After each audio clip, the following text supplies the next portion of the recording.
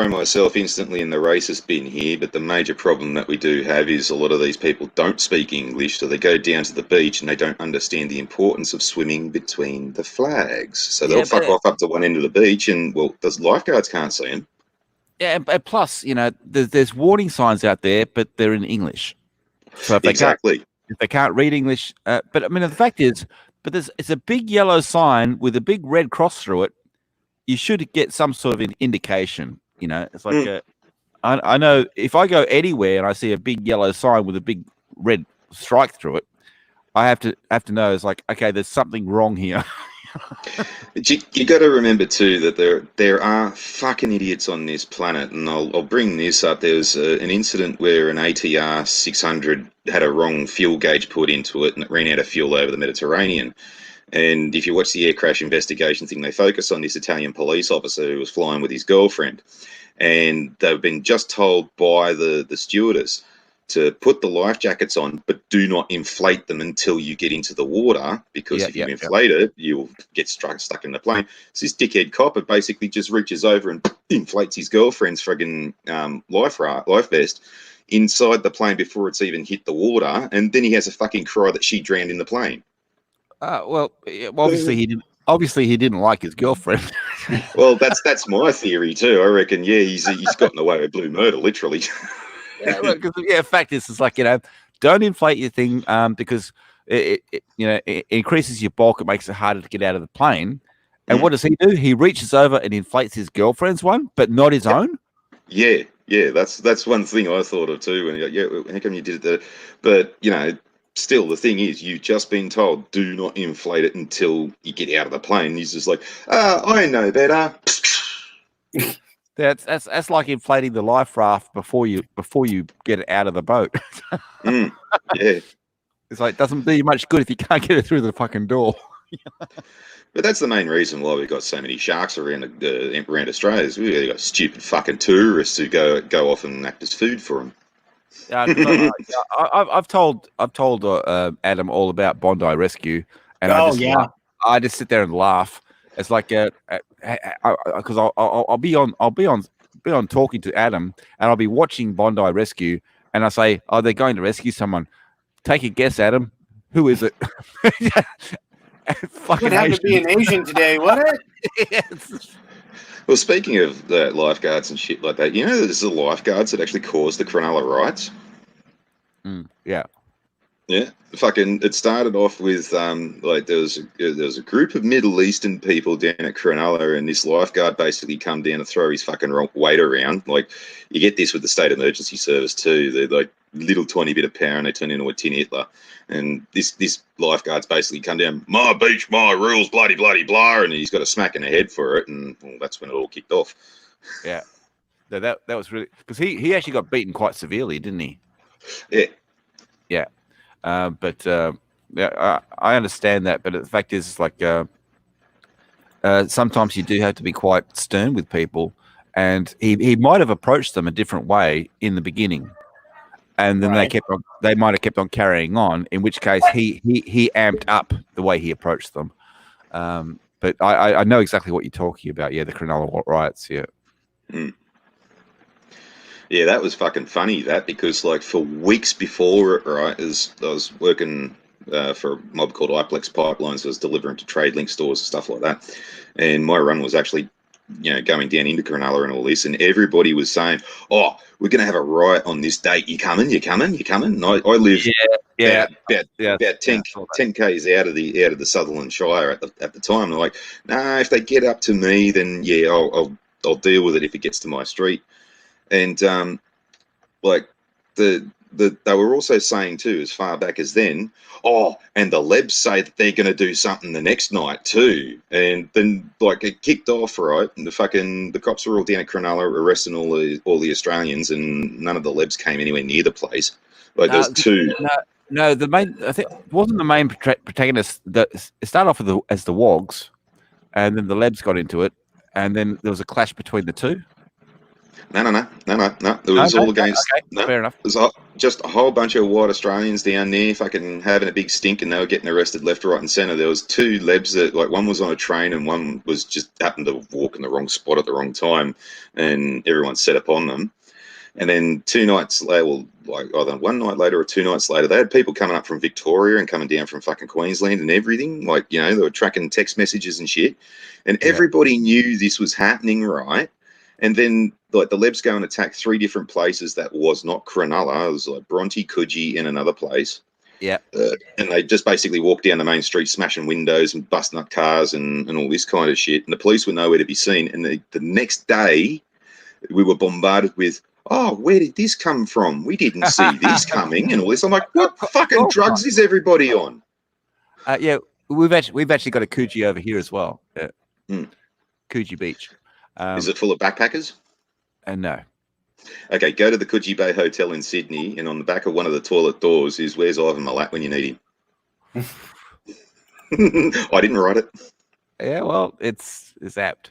What I was a video I did just before and shared with Adam, and what Adam saw was the woman that went and protested the lockdown.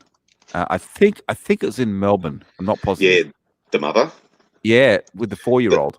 Yeah, the mother who took her kid along for the simple reason the kid was a human shield, and then she got all fucking upset when that didn't work. You're scaring my son. You're scaring my son. Your son shouldn't be there. But yep. And I blame teachers for that, because fucking the teachers always bring students along to their protests just so they can have more fucking bodies there, just to make it look like there's a bigger group and shit like that. So this dumb bitch has listened to the frigging teachers, brought her kid along, thinking, oh, that's all hunky dory and normal. So I've said to Adam in the past, right? To get arrested in Australia, Australian police are pretty tolerant. They will let you slide on a lot of things. So you have to be a complete arsehole to get arrested. So if she got arrested, you know, I think they should throw the book at her. Plus, I think she should be charged with child endangerment. Yep. That's what I was saying last night when I was watching the story. It's like, where's Docs? Yeah, exactly. But it's ridiculous. You shouldn't have taken your child there. Then she actually did use the child as a physical shield. Because she picked up the child. The child was hanging on to her. Don't take my mummy. And the kid was screaming, you're scaring my son. No, you put your son in this position. So it's like, I hope they throw the book at her. I really do. Yeah. Oh, well, you'd be surprised about that. And then fucking when you turn around and call them a fuckwit parent, they're the first ones to fucking scream and suck and bitch and whinge about their poor little fucking feelings and shit. You didn't give a shit about your kids' feelings. Like I had one cunt one day didn't like fucking something that I did on the road. It was perfectly legal. I overtook him over dotted lines in a 70 zone, because around here the people don't do the speed limit. And this cunt followed me home. He had to speed up to catch up with me, like speed to catch me and follow me. And he's parked in front of me driveway. So basically, this is false imprisonment. He's sitting there threatening me. He's going to record me, which is invasion of my privacy and all this. And he's actually made actual threats and then actually attempted to get out of the car. Meanwhile, I'm going full fucking, full corporal, and full corporal basically is spinal tap goes up to 11. My speakers go up to 51. So I'm yelling threats and abuse at this bloke, and then he turns around and he says, "My kids are in the car. You fucking brought me, you fucking spastic." Exactly right. You're the one that sped with your children in the car to catch him. Then you basically parked illegally across his driveway, and that is illegal. Straight up, that's illegal. And you're right. It's false imprisonment. So, and it gets even better, because this cunt didn't get satisfaction out of fucking telling me off. He calls the police on me because I abused him in the front of my driveway, right? And the cops come down and they're like, "What's going on?" I'm like, "Well, he did this, and this. You guys need to go back and tell him that was a bloody stupid idea, because fuck knows who I am. If he'd done this in Sydney, I could be some bloody lead bastard that pulled out a gun and shot him straight there and then and there." He's like, "Oh yeah, fair enough, but like, yeah, you should calm down, man." All right. And they fucked off, and that was the last I heard of it. Yeah, the thing is, the police, they'll go to the calmest person and get them to leave the area. Well, that's one thing you'll find at motor vehicle accidents too, is that the person who's ranting and raving and carrying on, the loudest person, is usually the one at fault. Yeah. It was just funny because he did his video. We were talking earlier, and then he did his video, and I just read the title of it. So I met, woman arrested for not, blah blah blah, and I'm like, LOL. And then I watched the video, and I was like, oh my god. I'm like, all right, that's it. We're gonna do a stream, an improv stream, because originally, we were gonna postpone this. Brian's on vacation, so Lethal was busy today. And I was just like, well, hell, we'll just do it next Sunday/Monday for you Aussies. Do the big stream with me and Brian and all you guys. But then when this came on, I was like, man, we got to go live with this because I already know you're going to have a shit ton to talk about. And I'm like, well, let's see if Farty's available. I sent out a couple other invites to a couple other friends of ours, Proper Jeremy, Brandon Moist, just please, like, look, guys, if you guys are available, great. Here's the link. If not, all good, because this wasn't planned. But when there's craziness going on in Australia, I know a couple guys that live there, so it's always good to let them go ahead and vent. Well, I got an even better one. Have you heard about the Ellie Price case, Mr. People? A little bit, yes. Not right. much. Right. Now, what about that silly bitch a couple of months ago that got burnt to death in her car with her kids? Oh, yes, I know about that. Yeah, that one. Yeah, and the copper got stood down basically because he wanted to find out whether it was the courts that had fucked this guy over and left him no choice but to fucking, take her out the gene pool or whatever.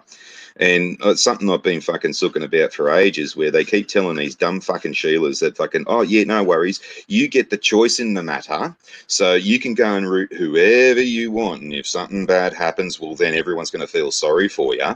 No, because every time one of these bitches gets killed, you look at the dude that did it, and you're like, what in the fuck was she doing going out with this cunt in the fucking first place? And this bimbo is the kind of bitch that'd get in the car with that cunt to get away from someone like me, Yeah. Wouldn't give me fucking the time of day, but go fuck this overtly fuckwit. And then, like with the Ellie Price thing, they basically just showed her picture first, which is something that they do out here. They show you something to get you all on their side, and then they'll tell you the full story. And by that stage, you don't want to know the full story because you already know where that's going. Oh, poor little girl. I don't care what his story is. But I saw her and I'm like, okay, rightio, let's have a look at the asshole she was going out with. Let's look at the cunt that she picked. And then they showed him. He's like Ricardo Barbaro. And this is like a Lebo-looking dude. He looks like he's been around the block a few times. I think they even show his fucking mugshot as like an identifying picture, right? And you're like, oh, Jesus, really? Oh, fucking Jesus. And then they go into his family. His fucking father's in bloody jail for drugs and shit, and he's involved in the Melbourne Underground and all this kind of stuff. He's got a brother that's been bloody shot due to fucking organised crime. He's got a cousin that's been shot due to organised crime. Another brother or cousin or something like that was in a van in the Melbourne bloody football field. He got shot with one of the cunts that was on the actual Underbelly TV show, like the thing that they based the show off. And it's like, his whole family's a bunch of cunts. Like, fuck you, you bitch, sucked in. You fucking deserve every fucking thing you get because of that, you silly cunt. Yeah. But you can't say that because there's no excuse to hit a woman. Because she's a woman, yeah. Also, once again, she put herself in that situation. Yep, she chose, and she chose fucking wrong. Stiff shit. Fucking, yeah. Out here, we've got this stupid little trend happening that there's no excuse to arbitrarily abuse certain demographics, like teachers who don't do their job properly. And use Greta Thundercunt as an excuse to fucking have a long weekend at our expense and all this kind of stuff because, I don't know, bloody truancy laws don't exist anymore, I guess. Nurses who, when I bring a casualty into hospital, they take the casualty inside and then try and pump them for information, trying to prove the point that I was the one that actually hurt the casualty. Yeah, thanks for that. Actually, nurses don't do that. They do. They actually do. They did it with my ex twice. She's just accident prone. But anyway, like she actually ended up abusing the fucking nurses. Go, get my fucking husband in here, you stupid fucking cunt. And yeah, they wondered why that happened. Then there's the Commonwealth Bank, who fucking rips people off to the point that even some little Afghani cunt decided that, throwing a Molotov cocktail through the door of one of the branches was a better option. And they've actually got a little note in there, and they've just been busted for literally ripping cunts off with their investments and shit like that. It was a royal inquiry where they were found guilty and actually had to pay a massive fine. Yeah, and now they got signs saying several banks had to do the same thing. Yeah. Yeah, but now they've got a sign in their branches saying, verbal and physical abuse won't be tolerated. And I'm just like, that's fucking insulting. Oh, but you've got to realise that we're just employees. But no, you still think you've got the moral high ground of coming into work here. So you're siding with them. As far as I'm concerned, you're just as bad. But we need a job. Well, get your truck license and go get a fucking truck driving job. There's fucking plenty of other work out there, you silly cunt. So yeah, every time they say that there's arbitrarily no excuse to abuse or hit or do something to a certain demographic, you best fucking believe that there's absolutely a million fucking excuses and they're perfectly valid. Yeah. Well, I did have another subject to bring up, but I completely forgot after hearing that rant. Sorry, dude. Was it what you sent me in the Discord? Not your fault. It's my memory. No, was it what you sent me in the Discord about the tariffs? Yeah, that's another thing. Yeah, apparently China is raising the tariffs on barley. So they're going to raise tariffs so that it's harder to sell barley to China. And I basically think, well, fuck you, we'll sell it to someone else. Well, here's the thing. The government's saying the same thing. They're saying, well, if you want to raise the tariffs, go ahead. Yeah. But this is direct thing because we want the inquiry into the coronavirus. The China's saying it's not our fault. Please don't do an investigation. It's like, we want the investigation. We didn't mention China in the first place. We said we just want to find out where it came from and how it spread. And we didn't say China at all. And China said, well, if you do this, we'll stop buying up your beef and we won't send our children over to school. Well, fucking good. That's more places in universities in Australia for Australians. Yeah, if they're so fucking good, why do they have to send their kids here to learn? But yeah, and the fact is, and they're not to get into university in Australia is difficult. It is very difficult. Your grades have to be very high, and you have to be in the right spot at the right time. But they just buy their way in. Yep, exactly. But with the barley thing, right? Buddy. Well, let's see how things work in stocks and trades. If there's abundance of things, prices generally go down. Yep. So if there's an abundance of barley in Australia, with all us pissheads here, wouldn't that mean that Lion International, meaning Tooheys, and Carlton United Breweries will now have cheaper resources and will maybe be able to make their product at a cheaper rate and sell it cheaper to us? Where's the downside in that? Yeah. Plus, when they say they're not going to buy our beef, that means our meat gets cheaper. Well, there's a funny thing about that too. It's like, all right, you don't want to buy our beef. That's all right. Use your own. Oh, wait, you can't because it's full of fucking mercury and shit. Yeah, exactly right. It's like, good luck making beef and black bean without beef. And mercury and black bean. Just to educate the American, Carlton United Breweries is a brewer of beer in Australia that makes Victoria Bitter. Okay, yeah, we went hunting for that earlier. Well, they're not going to use beef; they'll just use bat because we know how much they love to eat that bat meat. But yeah, so Farty, earlier I was talking with Mr. Peabody, and I said, "Hey, you want to go to the liquor store with me?" And he's like, "Sure." So I drug his ass with me on Discord to one of the liquor stores up the road just because. And we were walking around, and he's like, "See if they've got this, see if they got that," just for shits and giggles, and we had a blast. A botlo. Yeah, I think I was on speakerphone, and so when people were walking past, I was going, "Hi, how you going?" Oh yeah. One guy shakes his head at me, and I'm like, "That wasn't me." And he looked at me real funny, like what? I go, "No, I got an Aussie on the phone," and he's like, "What?" I'm like, Peabody, turn your fucking speaker, turn your video on so people can see you. And the gentleman at the liquor store, I've been in there numerous times, and he sees me walking around with my phone, and I'm, like I'm filming shit, and I showed him, I go, I'm not doing anything illegal. I'm like, dude, you know me. I come in here. He's like, well, yeah. I'm like, look, this motherfucker's from Australia, and he thought that was the coolest thing. He's like, oh, that's awesome. So I was like, he just wanted to see an American liquor store. Here's a little prank I've been doing on the Yanks. I introduced myself. Hi, I'm Chris Hemsworth, big-titted stunt double. Well, your voice isn't that far off. Yeah, I'm his big-titted stunt double. Yeah. From Avengers Endgame. Exactly. Be like, I'm not even a stunt double. You know when they made Fat Thor? You're looking at him, bitch. Yep. Yeah, I'm fat. I'll fall on you, make you Thor. They had to take a full plaster cast of my belly. Yep. Do you really want to try to pick up Thor's hammer? Giggity. Yeah. You'll need 2 hands for that one, darling. Well, yeah, that mother of the 4-year-old, she needs the fucking hammer. Yeah. Yeah. Oh, well, hopefully we'll see her on the news in a few months' time where her husband's bludgeoned her to death too.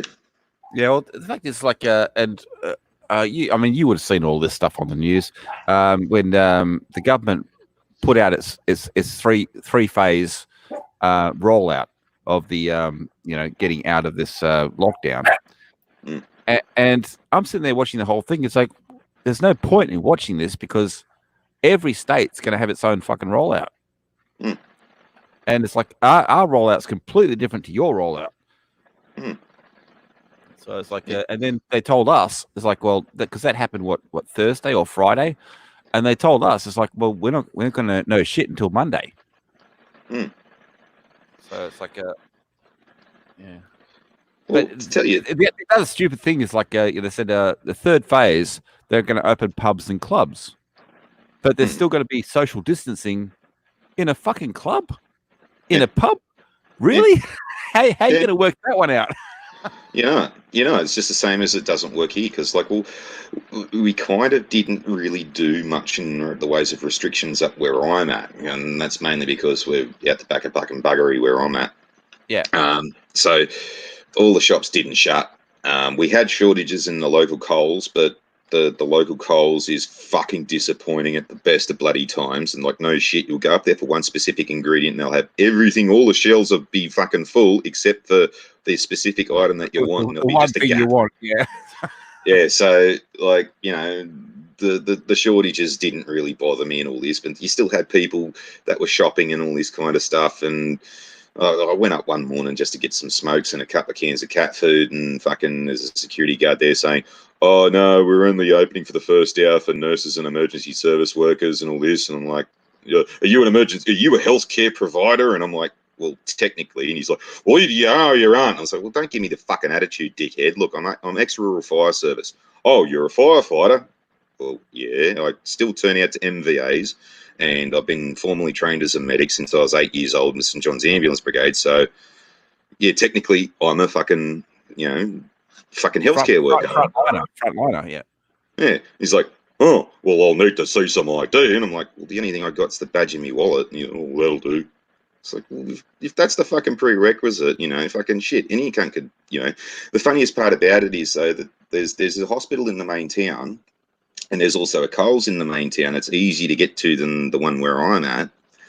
And, I think it was one nurse and one firefighter actually fucking, apart from myself, fucking actually rocked up. But there was like 24 old people that had no idea what was going on, thinking that they had the old folks hour, and they're rocking up being turned away. So, what? Well, yeah, this security guard's going to get his head kicked in a minute. Did you hear, Fadi, did you hear about the guy? This happened in Australia. A guy went into a store and tried to return 194 packets of toilet paper. Yep. And got told to fuck off. Yes. I think that was brilliant. And you know what? It's like everybody's going to be behind that manager and saying, yep, tell him to fuck off. Yep. Well, fucking, some of us already saw that coming. Like, you know. Oh yeah, we did. Yeah, we did. Yeah.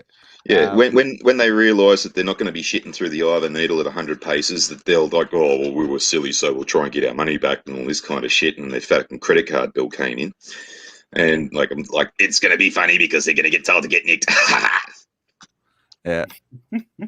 There was another silly bimbo in Melbourne who says that she made a mistake when she ordered these toilet rolls online. She only wanted 48 toilet rolls, but she ended up getting 48 boxes worth, which was something like 4,000 rolls.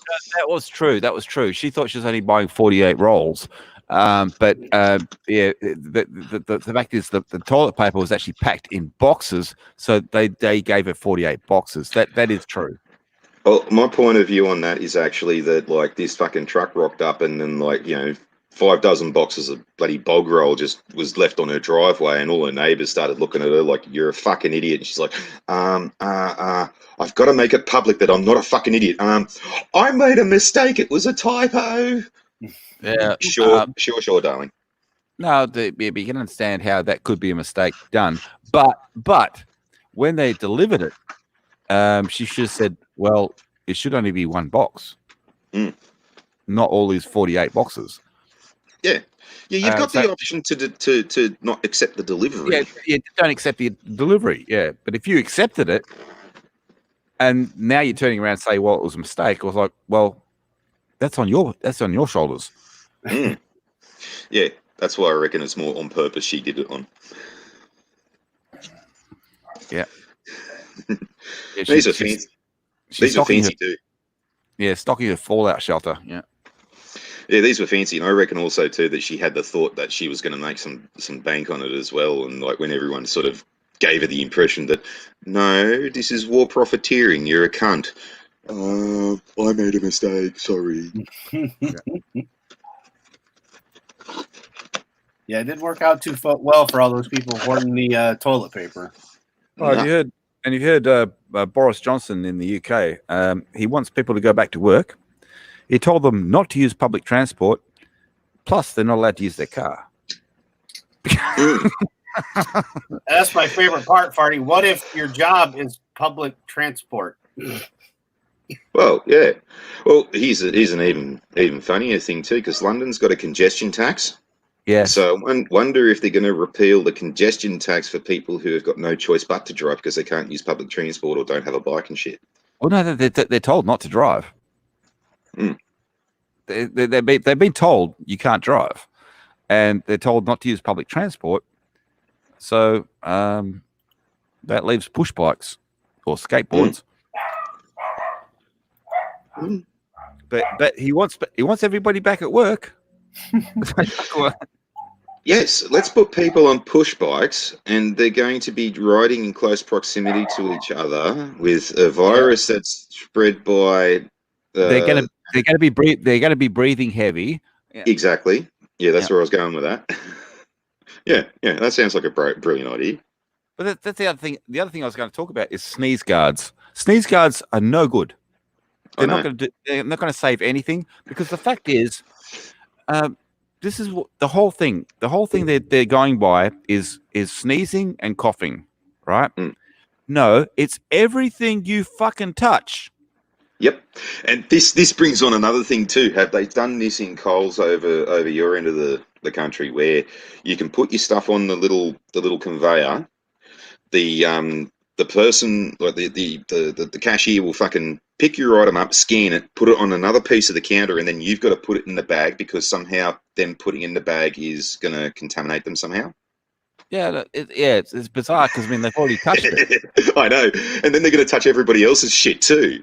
It's funny. It's funny because during last week on Thursday, I went and bought a vacuum cleaner and a microwave oven, right? And you know how they usually have those handheld scanners that they can reach across and scan something? She didn't have one, so I had to lift it up and put it in front of across her screen, and maneuver it so she could scan it into one of those desktop scanners, and it's like this completely wipes out your fucking shield, because she had a shield. She had the shield. Yeah. It's like, this completely wipes out your shield. And she's maneuvering the same thing. And, it's like, no, this doesn't work at all. But the funny thing is, when I walked into, that was in Big W. When I was walking into Big W, there was, I was, they had the social distancing as you walk in, and they've got these, they roped off the entry, right? So you can only walk in a certain way, and you have to social distance between you and the person in front of you. And so I had to wait for fucking ages while a mother went in, and when she went in, the woman, the person greeting them at the entrance said, "Oh, hand sanitizer," because they had hand sanitizer at the front. So the mother used the hand sanitizer, and then of course she hand sanitized her child as well.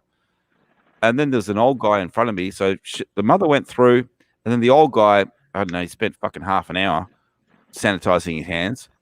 And I look behind me, and there's like 50 people behind me waiting to get in. And when it comes to me, it's like, are they all trying to butt fuck each other whilst they're standing in line? No, social distancing. They had to do it from a distance, but they all had oars, and they're trying to fuck each other with oars. But I walked in, and the woman's looking at me because I walked straight past the hand sanitizer, and I just shook my head. It's like, I'm not putting your hand sanitizer on my hands. It's like if you want me to sanitize my hands, you would have had that over by the trolleys where I had to get the trolley from. The fact is, I've already touched it, and plus, Adam knows this, but medicated soaps and hand sanitizer on me causes dermatitis. So, and what's the main barrier to any infection? Your skin. So if I get dermatitis, your skin starts cracking. That's right. So I lose my first fucking wave of defense. So, well, here's another thing that like a lot of people aren't realizing at the moment is like, well, due to a fall, my mum hasn't basically left her place in about 8 weeks, and a couple of days ago, I did take her out shopping, and we went to a Target up in Port Macquarie. And not only was no one social distancing, but like she didn't notice there were marks on the floor where she had to stand. I had to tell her about that. And she thought it was fucking alien that I was scanning my own stuff and then bagging my own stuff. And the cashier basically was just pushing buttons on her screen and stuff like that. She's like, what the fuck is all this? And I'm like, yeah, that's all the new shit that's come in. And I can see people getting abused because like, well, fucking there is a case where people haven't left their house in this long. And they've got no idea what the fucking go is, and but just with basic communicable diseases and all this kind of stuff, like the things that you normally do at normal circumstances and things like that. Just take a motor vehicle accident, for example. If you've got multiple casualties, you'll see the ambos, like I've done this dozens of times myself. You'll put a couple of pairs of gloves on, not just one. You'll put 3, 4, 5, 6 pairs on at the same time, and you go deal with one casualty. Right, you've checked that person out. Right, strip that first pair of gloves off. Go deal with the next casualty. Done with that, strip that pair of gloves off, because then you have a fresh pair of gloves on. Every time. And this is what. Yeah, and this is what fucking Coles should have done, is they should have supplied all of their staff with, as much fucking pairs of, latex or nitrile gloves, as many as they can get their grubby little fucking hands on. Get the staff to put on like 5 or 6 pairs of gloves. They deal with one customer, strip that pair off. Deal with the next customer, strip that pair off. And then when they run out of gloves, well, fucking every cunt can fucking wait. Well, they put 6 more pairs on. Yeah. Well, I brought this up earlier, Cardi, which is funny. When I was talking with Peabody, I'm like, is it just me, or is this whole glove thing kind of ridiculous? Because shouldn't you be changing your gloves after every customer at the store, theoretically? Yes. Exactly. Yes. I go, I just have to make sure that it's not just me. And he's like, yeah, because the sneeze guards are hilarious. I mean, basically, the best thing for that would be at the buffet to keep kids from coughing, and but other than that, it's not going to protect anything. But it's like, you're here. I've watched you walk around the liquor store, touch shit, and you're still wearing the same gloves. You've worked with 18 different people and you're still wearing the same gloves, but that's gonna keep it from getting up. Yeah, no, I didn't think so, but it was just one of the humorous things of the day today that we were dealing with. Oh, well, it gets even more hilarious too, because, well, just after my mum had the fall and she got home, she did need some extra assistance, and they got it. How's she doing now? Is she all right? Yeah, she's moving around a bit more. She's still a little bit unsteady on her feet. But I think that's now a white blood cell issue that we're going to get checked out now. Not so much part of the medication. But anyway, yeah, so they had this fucking nurse carer come in just to do some tidying up and just do a little bit of laundry, do the dishes and shit like that. And she's coughing and fucking sneezing and carrying on. She's got fucking one pair of gloves on. She's pulled a fucking snotty hanky out of her fucking pocket, rubbed her bloody nose with it, put it back in her pocket, didn't change the gloves, and went around proceeding to touch fucking everything.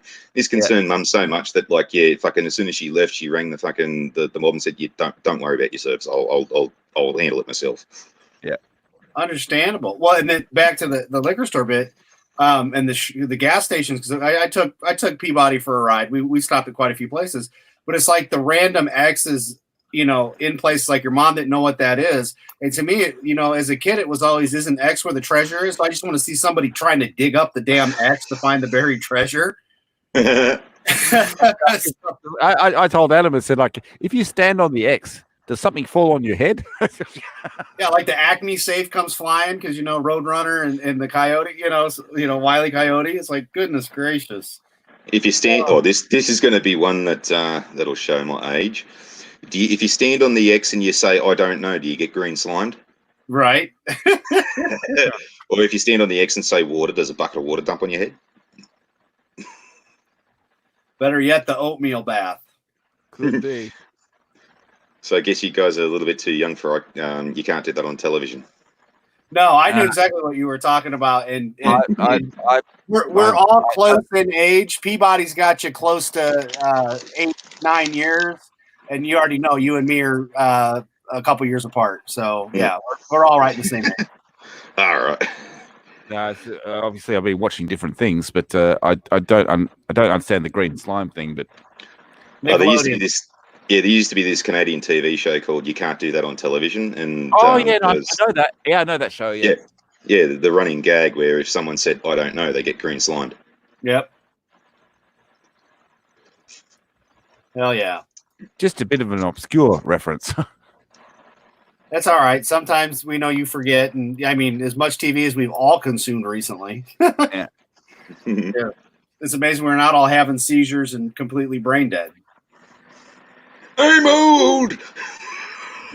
You darn heathens, get off my yard. Oh, gray mare, she ain't what she used to be. Ain't what she used to be.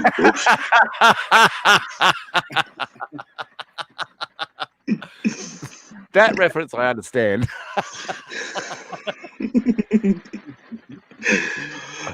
Did you get the BCF ad a couple of years ago where BCF and guns, and they had a big cry about there's the old dude with the beard and shit like that. There's one bit where he's like sitting on a stump and it looks like he's taking a shit, and there's like this crazy old dude. You should be sitting there singing the old Grey Mare song. It looks exactly like my neighbour. No, it's BCFing fun, but the way they did it sounded like guns. And if you go to BCF, there's no guns. No, well, that's what I thought too. Well, they actually did start off by saying BCF and guns, and when they got pulled up for it, they basically said, "Oh, gun as in like a gun driver. He's a top driver. And it's like, no, they're not buying that bullshit. No, you won't swing that one, yeah. Mm. But apparently, Qantas. There's a dispute going with Qantas at the moment in Perth, because Perth Airport says that Qantas owes the airport millions of dollars in fees, and Qantas turned around and said, "Well, actually, no, Perth Airport owes us millions of dollars for the setup of their new terminal," and now Qantas is saying they're going to pull out of Perth. And who's the new? Adam, did you join twice? That damn Qantas. Well, there's a whole bunch of big shit going on with Qantas, because my mate's mum actually works for Cater Air, and She's been putting up on Facebook all the bullshit that's been going on in Qantas and stuff like that. And they had a couple of baggage handlers at Sydney Airport test positive, and they tried covering that up. They tried sacking the bloke who leaked that information to the outside world. And now it's like a big occupational health and safety case in Sydney over it. There's big shit about how fucking Qantas is getting all the government subsidies to keep them afloat, but Virgin Airlines is getting nothing. Things like that. Well, yeah, Virgin is always complaining it's getting nothing. But the funny thing was, I saw on the news yesterday, I don't know if it's happening in Australia, but it's happening in America, where the people that provide the airline food for the airline have been selling their food to the public. Why not? Well, why not? Yeah, it's like, the fact is, you've already cooked it, you've already packaged it. It's basically like light and easy. You might as well just sell it. Yeah. Well, they still have to keep their business going because the catering elements are separate elements to the airlines themselves. Like Cater Air is not really attached to any specific airline. They're affiliated with Qantas, which will be Etihad very soon. But they are still fundamentally a business entity on their own, and they still have to make money and all this kind of stuff. So if the airlines aren't flying, they're not basically getting paid for their food and shit like that, and they're still getting in stocks and stuff as if everything's all normal, and it's thousands of dollars worth of food. But having said that, listening to my mate's mum, like the amount of fuck ups that happen all the time, the amount of times where they've had frozen stuff sitting on the dock for God knows how long, getting defrosted and all this, and then still getting chucked on the airplane where it should have actually been chucked out. Yeah, non-refrigerated trucks. Yeah, certain ingredients gone out of date, and the manager goes, "Well, no, we're not throwing that out. It's only a day or so out of date. No, we can still use it." And and there's even shit like lobsters and stuff like that, And apparently it's like, because all our numbers are low in Australia for COVID-19, but apparently there's another 2,000 Indians showing up in Melbourne. Oh, lovely. Yeah, it's like they show them. It's like well, you're not Australian. You might have come across here, got Australian, but you went back to India. Fucking stay there. Mm. If you don't like the country, if you like the country, you'd be here. But no, you went and lived in India, and now all this shit happened. It's like, let's go to a safe place. Let's go to Australia. And they're bringing them all in, including their pets. Oh, shit. That's how you know they weren't fucking living in Australia. Yeah, that's how you know they're not fucking tourists. Mm. Yeah, well, that's the thing with all the dumb cunts that waited 3.5 fucking months before they started having a cry about not being able to get back home. It's like, you've had 3 months to think about this, you fucking idiot. It's even better because it's like yesterday on the news, they showed this guy that does have COVID-19, apparently. And he's in hospital in Australia. He's been brought back to Australia, right? He left the country at the beginning of March. He left the country. Yeah. So fuck you, man. If this stuff was already happening in the beginning of March. You left the country because you had an overseas job. I think it was in Africa. And then when he got stuck in Africa, his whole family was complaining on the news. We need our dad back. We need our dad back. It's like, fuck you. He shouldn't have gone. Well, what the fuck would happen that's the problem with having a job like that. Go ahead, Farkas. That's the problem with having that kind of a job. Yeah, well, what the fuck would happen if fucking some fucking Islamic group, fucking, bloody, who's those cunts over in fucking bloody the Congo, fucking, some Islamic fucking mob decided to fucking kidnap the bastard and fucking execute him on the internet and all this kind of stuff. What were they going to complain about then? Oh, we need to send a special air service over there to get him. No, fuck the dumb cunt. Yeah. If he's too stupid to go to Africa and not camouflage himself as being a povo cunt like I do, this is the best part about fucking when you go overseas, man. You dress like a derro, you dress like a bum, and everybody thinks that you're too poor to be bothered with, so they leave you alone. Yeah. But no, we went across there, and it's like, why wasn't your family screaming at him before he left? It's like, oh, don't go, Dad, because it's like we've got all this problem. But he left because they want the fucking money, because it's basically FIFO, but into a different country.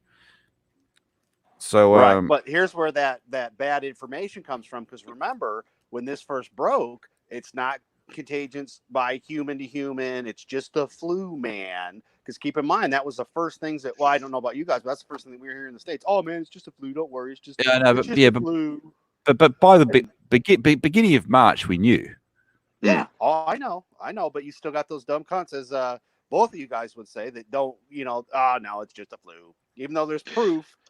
Proof doesn't matter. Facts don't matter. It's just a flu.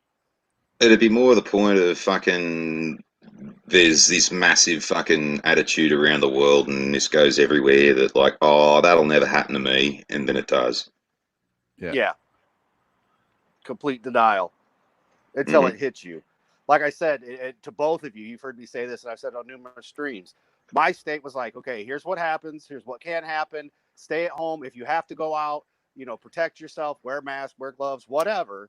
But, there never was an actual like lockdown or anything like that where you can't leave, you can't do any of that shit. It was basically just stay home if you can, do what you can.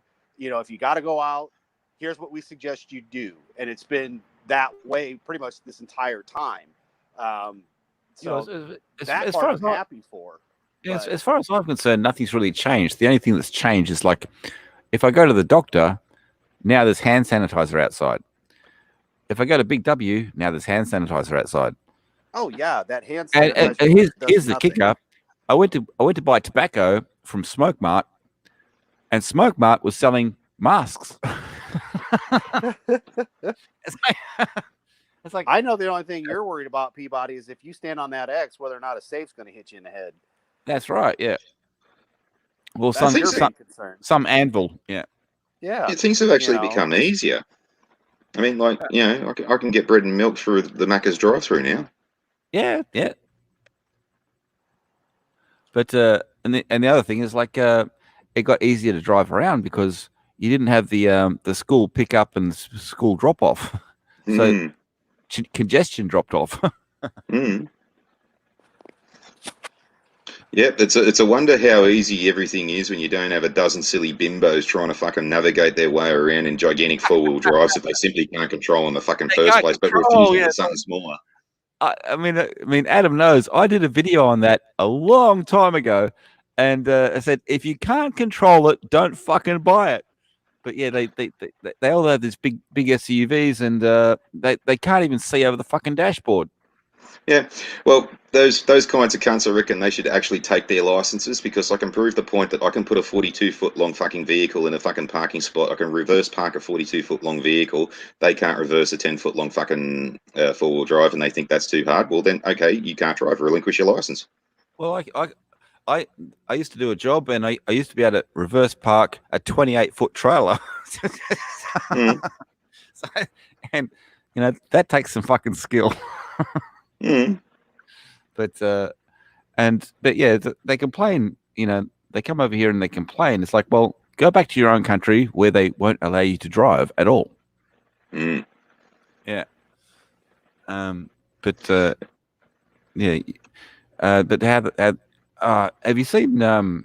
It's funny because I saw on it was on I can't remember if it was the Grand Tour or if it was on Top Gear, where they went to China and they had to get a license in China, and in order to get the license, all they had to do is prove that they could close their fist. Yep, that's China, yeah. And then squat. So in other words, you could sit down, you squat and get back up, and then they just weighed you, and that's it. You got your license. That's fuck. And plus, you got to think about this. All the Chinese people that come to Australia with an international license, and that's all they had to do to get that license. Well, here's an even funnier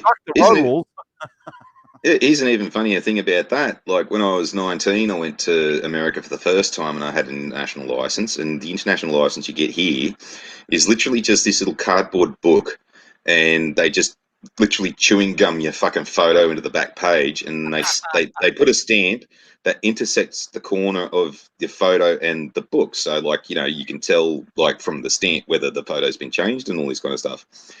Anyway, it is so fucking easy to use that as a fake ID, and you know how? All your details are written in pen.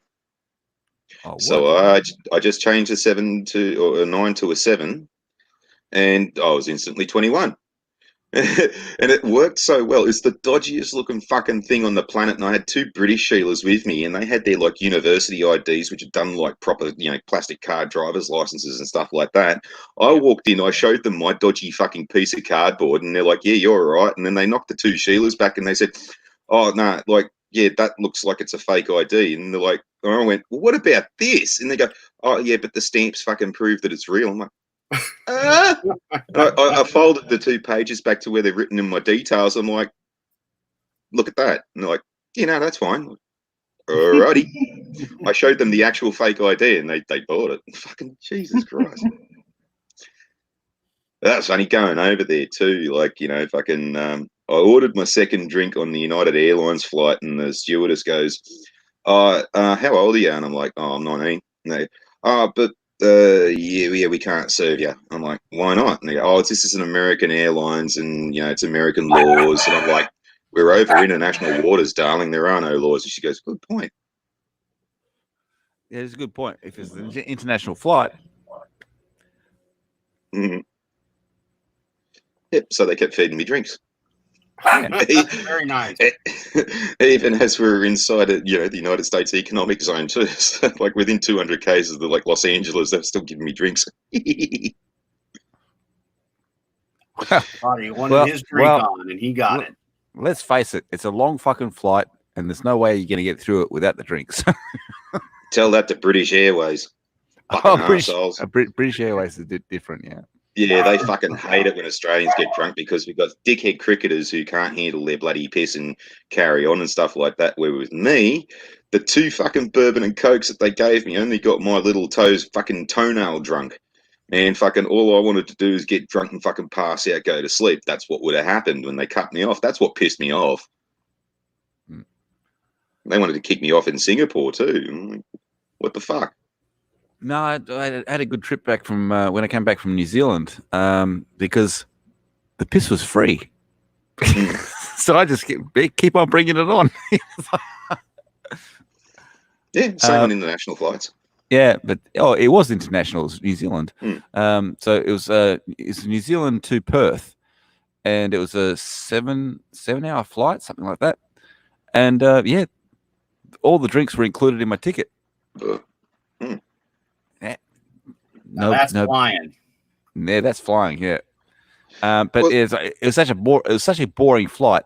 But the last 5 minutes were fantastic, because when you get into Perth, we've got really bad crosswinds. So they were trying to land the plane, and the plane was drifting all over the place. And we actually landed. We touched down twice. The first time we touched down, one of the front wheels, the front wheel and one of the wing wheels touched down, but the rest of the plane was still flying. So we came in such an angle. It's like when I got off the plane, my brother picked me up, and I said, "Oh yeah, that was a great landing." And he goes, "Yeah, I saw the whole thing." This plane comes in on this fucking angle, and it's landed, and it's like half flying and half on the ground. Well, that first time I went to the States, as we're coming into LAX, the pilot basically dropped the 747 on the runways. We're coming down, and then we sort of hung for a bit, and we hung for a bit, and then we hung for a bit, and then we just dropped, boom, and then the plane bounced up, and then it lurched over on its left side, and I'm watching the wingtip getting closer and closer to the ground, like, oh fuck, I think this is going to go wrong, but he managed to save it. But on the way home, right, I reckon I was on the plane with a bunch of people who come over with me, because when we landed in Sydney, it was the smoothest fucking thing you'd ever had, man. Fucking you couldn't even tell that we'd touched the ground, and this was so good that everyone stood up and gave the pilot a standing ovation. Yeah. So I reckon they were on the one with me going over. Well, no, actually, Sydney Airport, the way they've orientated the airport, It's perfect. It's every other airport that fucked up. But I have to ask you, because obviously you were older when you were to LAX. Did it stink? The airport, did it stink? Yeah, that's a funny thing about America. The first thing I noticed was the place smelled like farts. No, to me the whole place smelled like sweat. Yeah, I mean, just remember that when I went there, I was only like 7 or 8 years old, but I could still remember that smell of the actual LAX airport, and the whole place just smelled like sweat. It's like a sweat box. Well, could have been sweat. It depends on, like, you know, if you smell people and they smell like eggs. The whole place smelled like an egg farm. Regardless of whether it smelled like eggs or smelled like sweat, the fact is both of us agree it stank. But you go to London, right? You go to London, the fucking air is so clear. Like, if they say they got pollution, they're fucking having a cry over nothing, man. Because, like, shit, you're in the middle of London, you can smell everybody cooking, right? You can smell roast beef. Like, I could smell the fucking Indian restaurant down the street, and that shit smelled so good, I even thought about actually trying some. Yeah.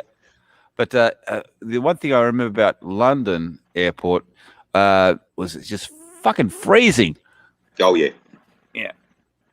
The whole airport just fucking freezing. So regardless of whether it's summer or winter, they've still got the aircon going. It's like, and it was just fucking cold. And it's such a large open, and it's like a marble sort of floor, and so the whole place is just freezing. And because we had to stay there for a few hours, because when we arrived in London, we had to catch a shuttle flight to where we were going.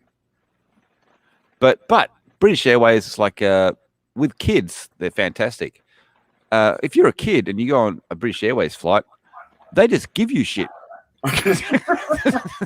they give you jigsaw puzzles. They give you toys. They give you. They just, as soon as you're a kid and the stewardess sees that you're a child, they just start handing you shit. It's amazing.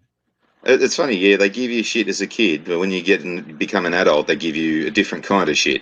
No, they don't give you anything when you're an adult, but when you're a child, they just start handing stuff to you. It's like, oh, and by the way, do you want to go see the pilot? Of course. No. When you're an adult, they give you shit about being a drunk. Hey, Timmy, you want to meet the pilot? Yeah. Well, Timmy, have you ever seen a grown man naked? Hey, little Ahmed, do you want to go meet the pilot? That was airport, was it? Airplane. Yeah. Yep. Airplane. Oh, it's flying. Hey, Timmy, have you ever seen a grown man naked? But you're Kareem Abdul-Jabbar. No, I'm not. Here's my name tag. Yeah. There's a Sheila freaking out, and Leslie Nielsen's like, whack.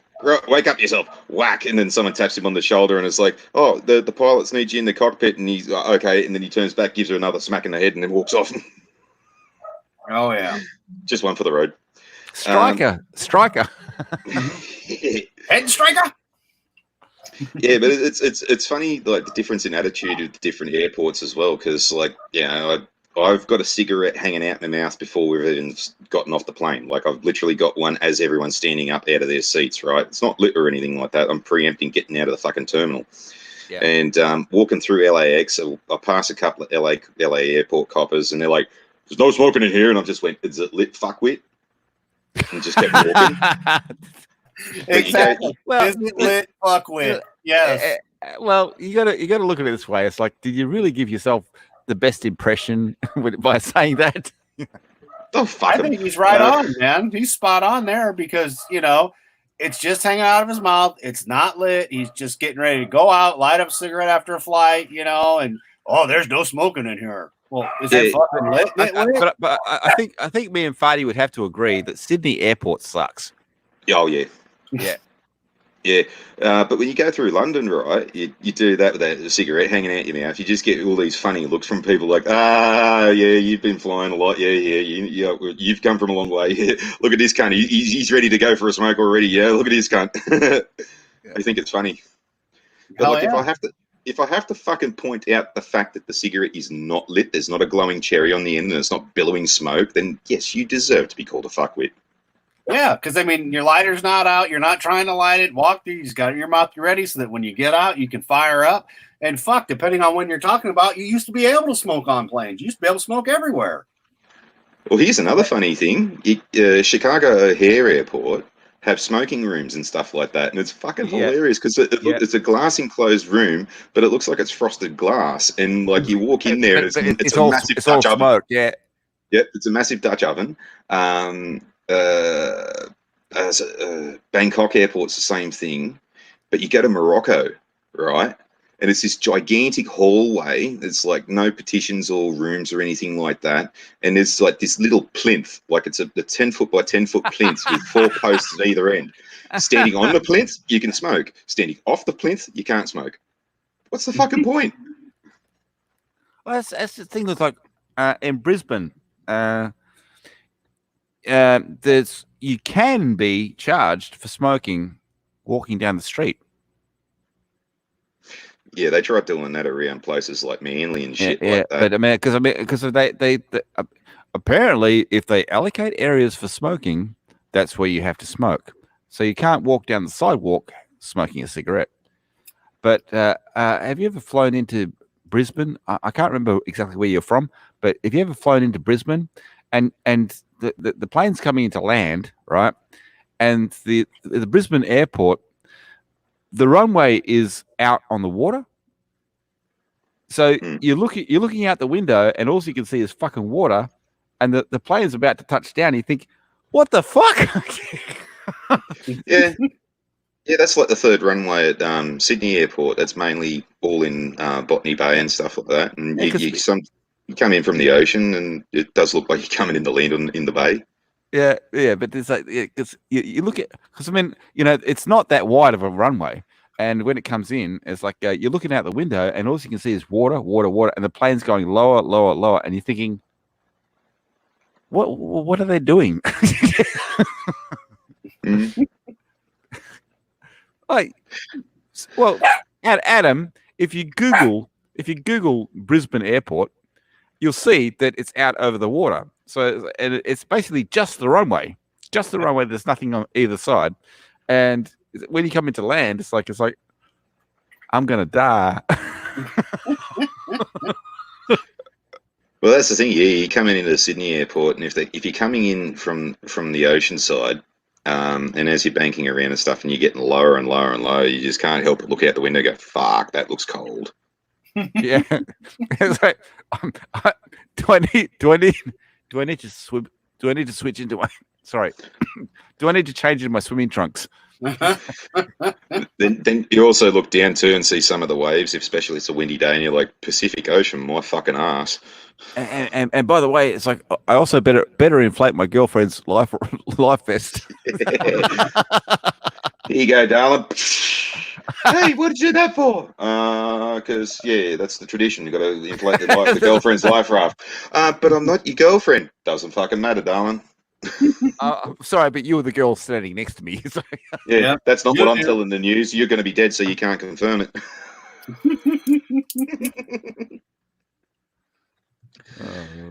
Well, that's a crazy thing. Like, I didn't even realize that flights had picked back up here in the States, other than the fact, our good buddy DJD show has flown from Florida to California and is now in California. So I was kind of amazed. I was like, holy shit. And like he said, the planes are empty, because they're trying to keep it so people are far enough apart and all that kind of stuff, which, hey, I'm okay with that, because it's been decades since I've flown.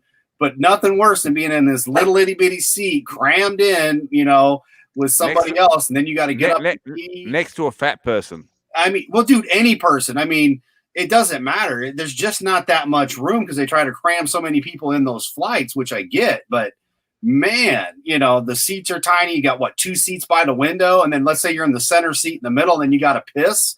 You got to get past all those people. Yeah. So I mean, we'll see how long this social distance shit lasts, but when it comes to theaters, flights, those kind of things, I just don't know. It's, there's all the talks of the theaters opening back up. It's like, if you can only be 25% full, what are you going to do? Have like 10 people in each theater? It's going to cost more to run it than you're going to make in ticket sales by all means and concession. So it should be rather interesting to see what happens. That's no different. When I went and saw Dunkirk at the movie theater, there was a tops of 8 people in the cinema. So maybe they were preempting the whole thing. There you go. Well, I like Fardy's idea. He told me this off air one day, and the reason the reason you told me that the reason that the world went to shit. Oh, Spice Girls.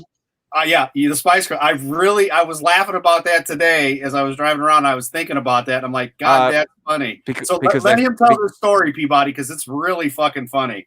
Well, because they threatened to put the Spice Girls back together.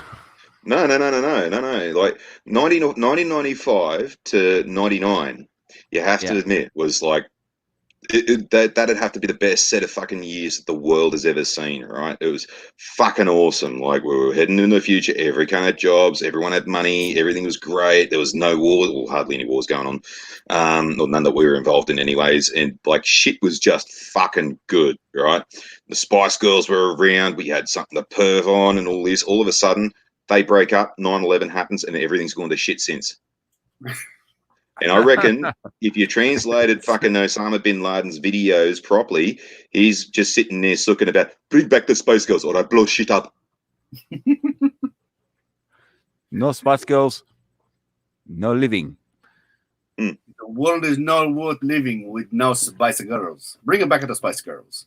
Bring back Jerry Halliwell with her scantily clad dress and her I want Jerry Halliwell and Baby Spice. Victoria, you can keep. Nah, I'll have Victoria. I don't mind seeing the outline of my cock on a Sheila's belly while it's inside her. Basically, you're saying she's anorexic. Makes you feel that much better. A good feeder killer. Just like in Aliens. Oh no, not again. Oh shit. Yeah, she had to walk around with a walking frame when she was pregnant because she was too front heavy. They had to put her in a scoliosis brace because there was no structure in her back to hold up the weight.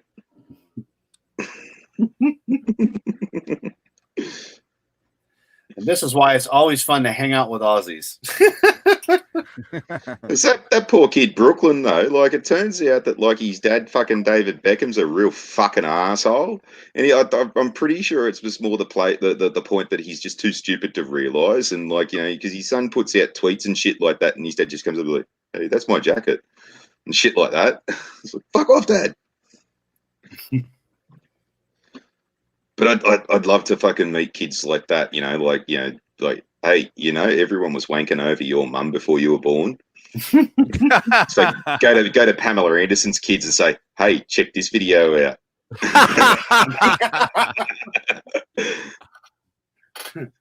Here's Tommy Lee hip deep in your mum. Horrible things to your mom. She just didn't know about it. I viciously masturbated because of your mom. Oh, yeah, you say to Brooklyn Beckham, hey, fuck your mum. I would.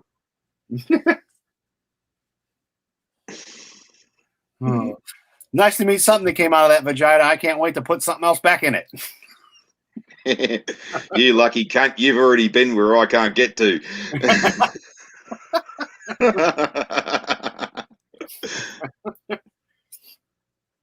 Hell yeah. Well, I can tell you, when I was being born, there were restrictions. It was a tight squeeze. I was like, Ma, let me out. It's like, I'm trying. Son, when you were conceived, the world was dealing with a pandemic. And that's the actual definition of a danger route.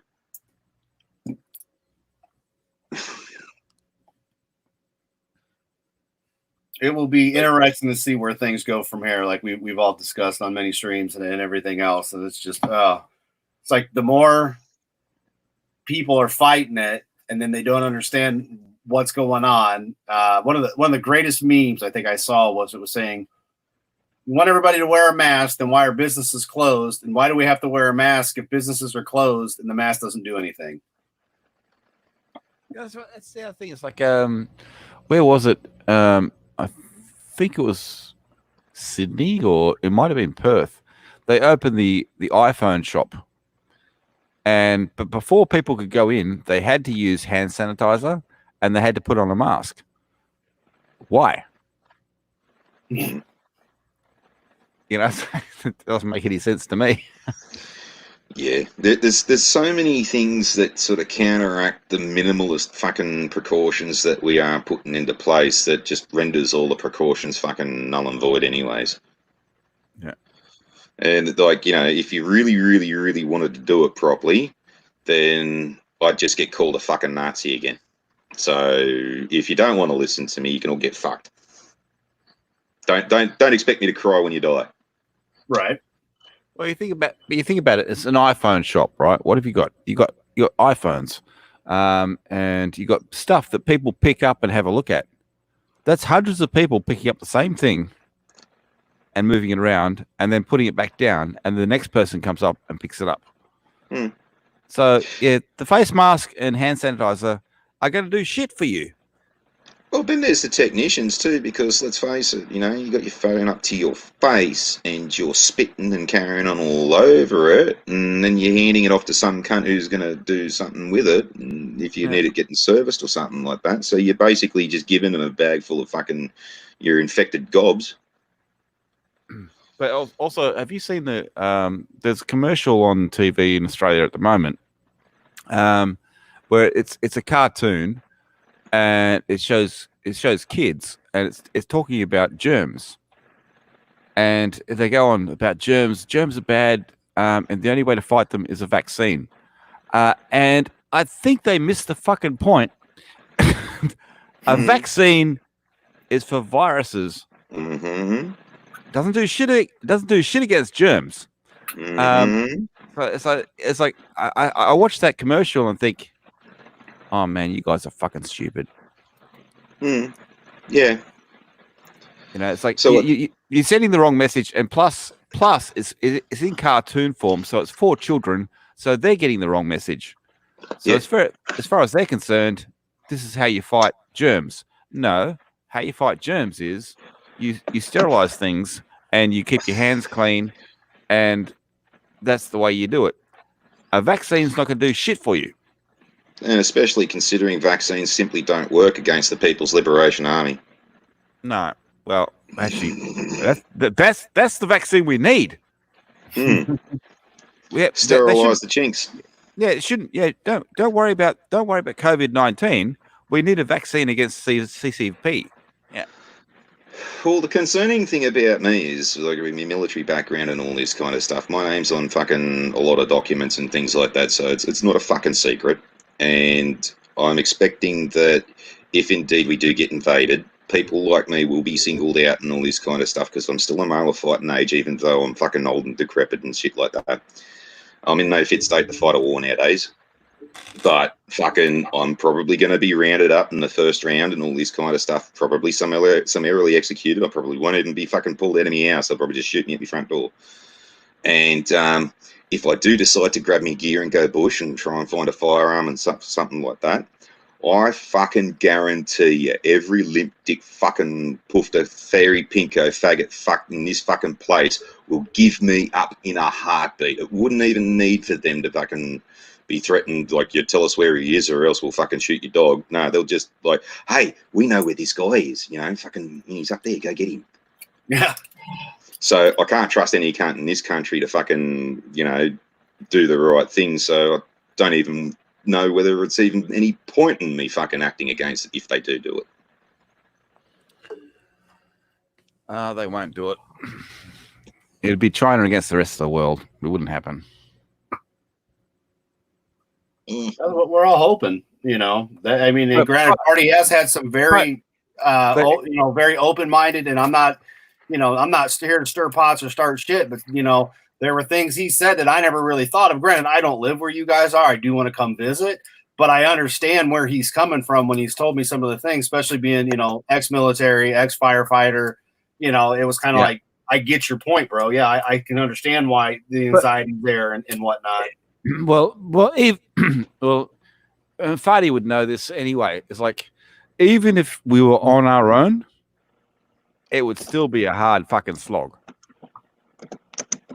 Yeah, he said that. He has said that too. He knows, like wave one, you guys are going to be fine. It's just how many waves are they going to send, But yeah, it's been, one of the days that you and I didn't talk, Peabody. I got to actually talk with Farty. It was kind of funny. It's like, hey, I got a replacement Australian I can chat with for a bit. But, we had great conversations for a couple of days, and then you and I caught back up, and it was just like, okay, this is really good. But I could see and understand and respect his point of view of what he was talking about, where it's like, okay, this makes a lot of sense. If you go down that road, yeah, that does make sense. Yeah, but the fact is, it's like it would be like Americans. We aren't just going to roll over. You know what I mean? Right. Yeah. Well, that is a thing. Like, yeah, we definitely just won't roll over. I mean, like, there's well established in entrenched sort of defense policies and defense systems that we have in this country, and we've got natural defenses. Like, if you're thinking about a traditional invasion from the top down, basically, where like basically a long front will just move from the top down, we've got the terrain around the top end, which is very, very difficult to traverse. There's very, very few sort of landing spots and things like that. And then you've got you got the Pilbara Regiment and Norforce, where you've got to negotiate too, and they basically fucking live there. So you're fighting them on their own turf. Greatest bunch of people you'll ever want to meet too. Fucking, they've got their heads screwed on, and they're out there now carrying live ammunition. They have been doing for fucking God knows how long. Exactly for this. And so if you get through all the mangroves and all this kind of shit, the crocodiles and there's snakes and all this kind of shit, now you've got this extended supply line that you've got to try and keep up and all this kind of stuff. And we're expecting and that's expansive. It's very expansive. Yeah, you've effectively got to supply a line from, when you get to the widest point of Australia, you're literally supplying from one end of the states to the other. That's the distance that you're doing. And in that point there, we're expecting that any attacking force in that kind of an action would lose about 50% of their fighting force. And from that point on, we can hit them with small, mobile, lightly armoured forces where we can hinder and harass, disrupt supply lines and things like that, hopefully starve out probably about another 20 to 40% out of those, and hopefully by that stage they would have fucking lost interest and fucked off home. Yeah, that's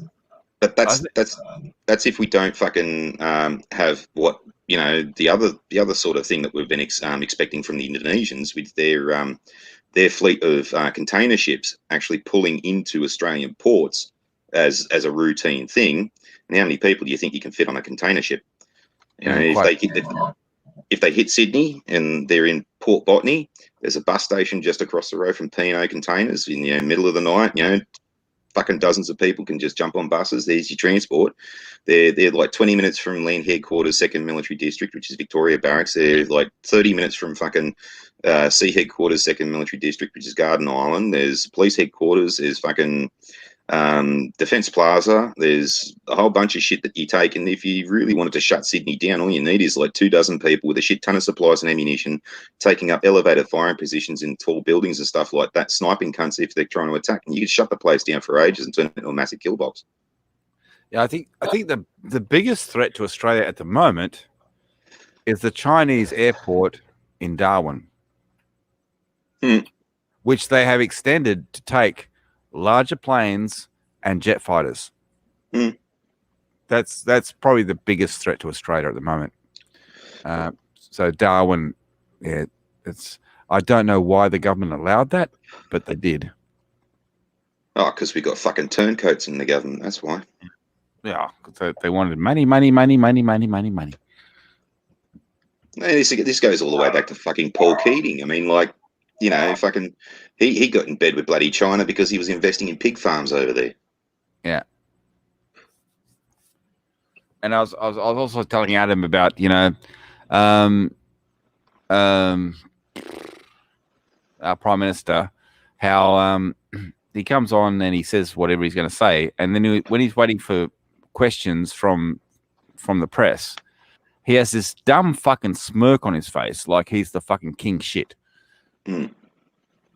And it's like, no, it's like he needs. I told Adam, it's like he needs to take lessons from Donald Trump, because Donald Trump has a blank face until he responds to something, whereas our Prime Minister sits there with this fucking stupid fucking smirk on his face, like I'm doing such a fucking good job. Well, you didn't do such a good job, you know, at the end of last year. And you're a bit slow to respond to this, but now you're taking all the fucking praise for shit that you didn't do. Well, another massive thing that's pissing me off about this fucking stupid bloody country is that, say with the fires, for example, we voted in a Prime Minister that would have been fucking perfect to be dealing with these fires at this point in time, but we got rid of him. Oh, who was that cunt? Oh, that was Tony Abbott. And let me just remember for a second, why would he have been the best person to deal with the fires? Because he was actually a volunteer fireman. He still is. He's actually a member of Davidson Brigade. He's still active, yeah. Which is part of Warringah Pittwater Shire, which is where I used to be in their headquarters brigade for a time there, and I've actually been on the fucking fire ground with the guy before he was actually a name. So he understands exactly what needs to be done for those fire services, and they withdrew all the funding from the rural fire services, and then this shitstorm happened. Yep, and Gladys Berejiklian took fucking money out of the rural fire service to pay for a fucking train set in Sydney. That still was bleeding money left, right, and centre. And not only that, did you know that about 8 years ago, Tony Abbott was actually on as chairman of a board that was actually dealing with, like, you know, actually looking into a pandemic, what we'd do in the case of exactly this, and basically wrote a scathing report saying that yes, we're fucked, we're screwed, we'll run out of medicines in a certain time, we'd run out of fuel, we'd run out of this, we'd run out of that. And it's coming out now. The former chief of the Air Force is coming out saying that yep, I was a part of that thing, and we knew exactly this was going to happen. Our strategic energy reserves are still fucking woeful. Yeah, sure, we've got fucking fuel paid for. It's sitting in America at the moment, but it's in America. Yeah, it doesn't do it any good here, does it? Yeah, that's right.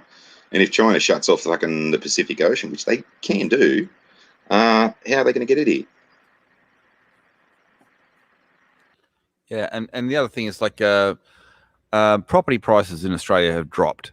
Plus, we've got businesses in trouble looking for buyouts. So China can swoop in and say, yep, I'll buy that business. I'll buy Virgin Airline. And by the way, your property prices have dropped. Let's buy some more property. Well, in New South Wales, we put a stop to that. It was when the bubble popped. It was all because of the bubble popping. We basically said, no more Chinese buying up houses and pushing up the prices over $1 million. Yeah.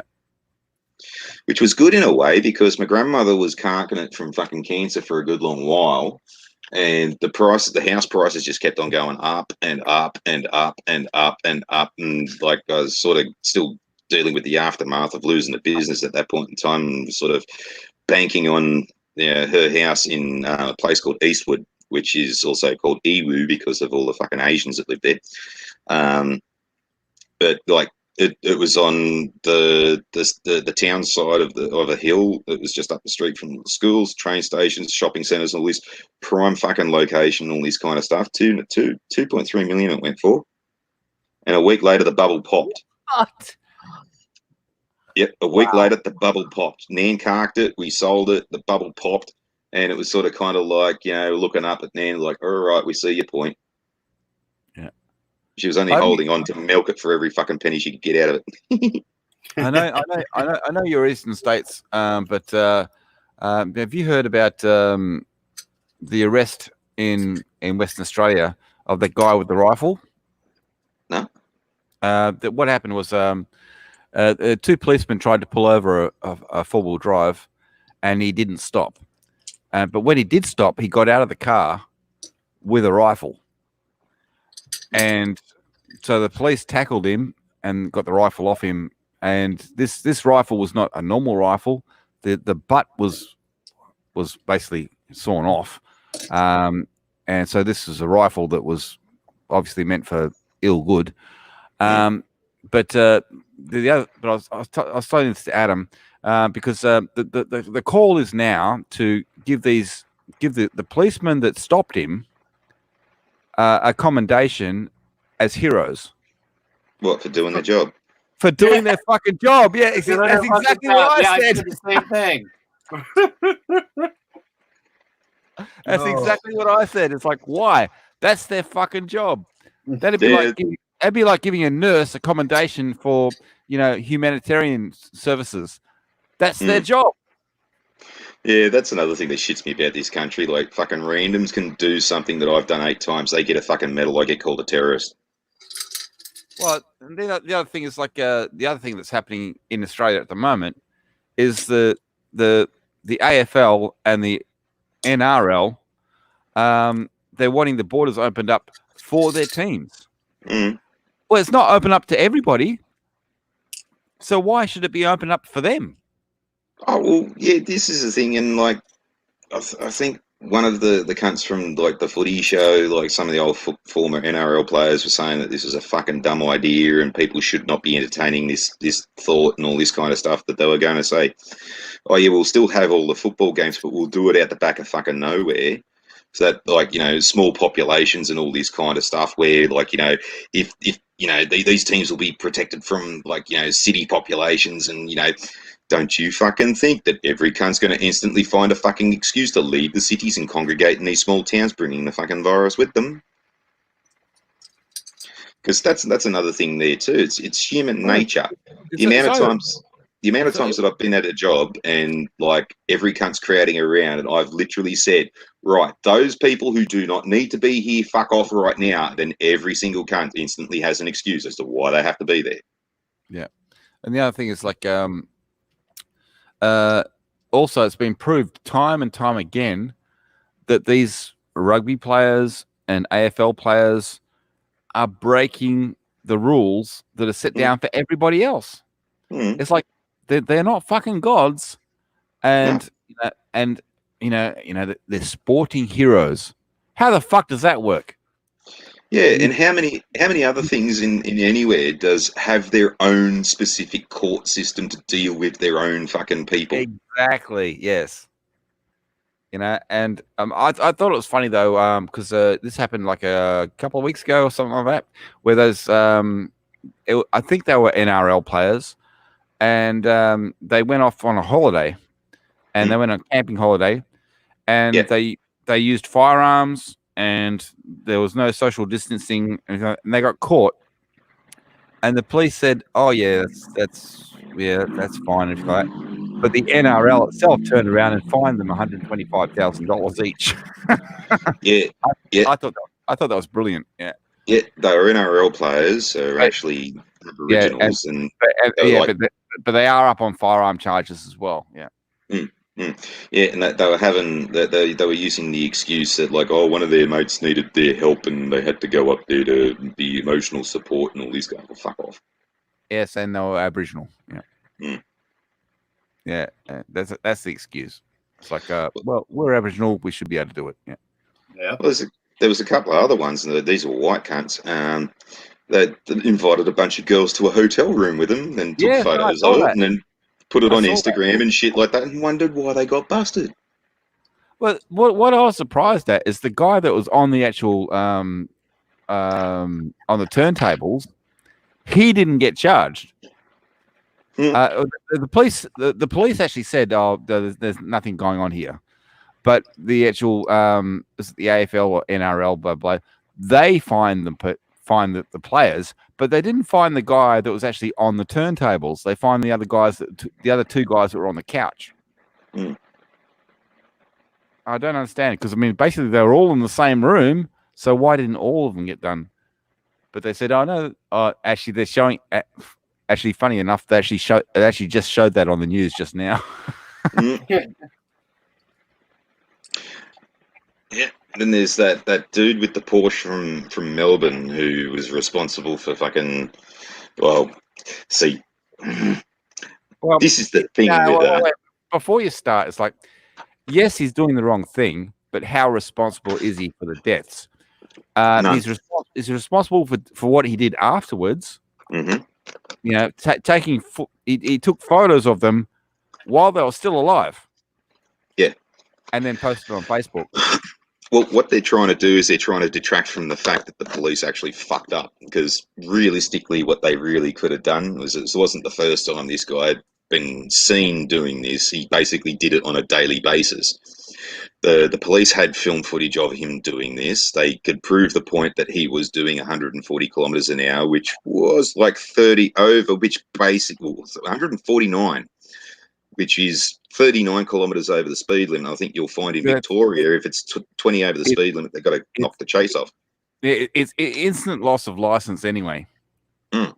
And they knew it was him. They knew where he lived and all this. Why didn't they just have an unmarked car sitting in his fucking street and wait until he come around the corner and was right, fucking, now we got you in the driver's seat, fucking put that on your tongue, righty-o, yep, you're on drugs, we're searching your car and all this, and do it in a nice quiet side street. No. The cop was adamant it had to be done on the side of the highway.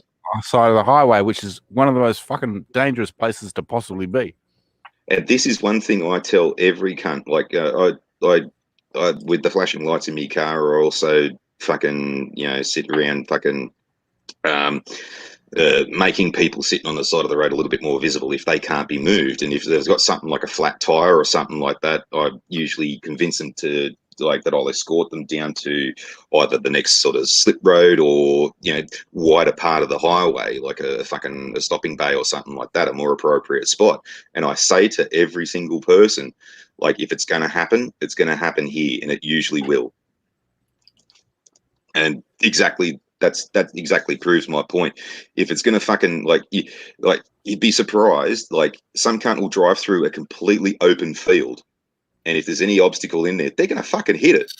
Yes, I know exactly what you mean. Yeah, if it's going to happen, it will happen. Yeah, but that's also discounting the fact that fucking, I personally think that truck driver and the Porsche cunt's fucking friend that come pick him up, they were pretty fucking close by, and that kind of sort of seems to me that, he's on ice.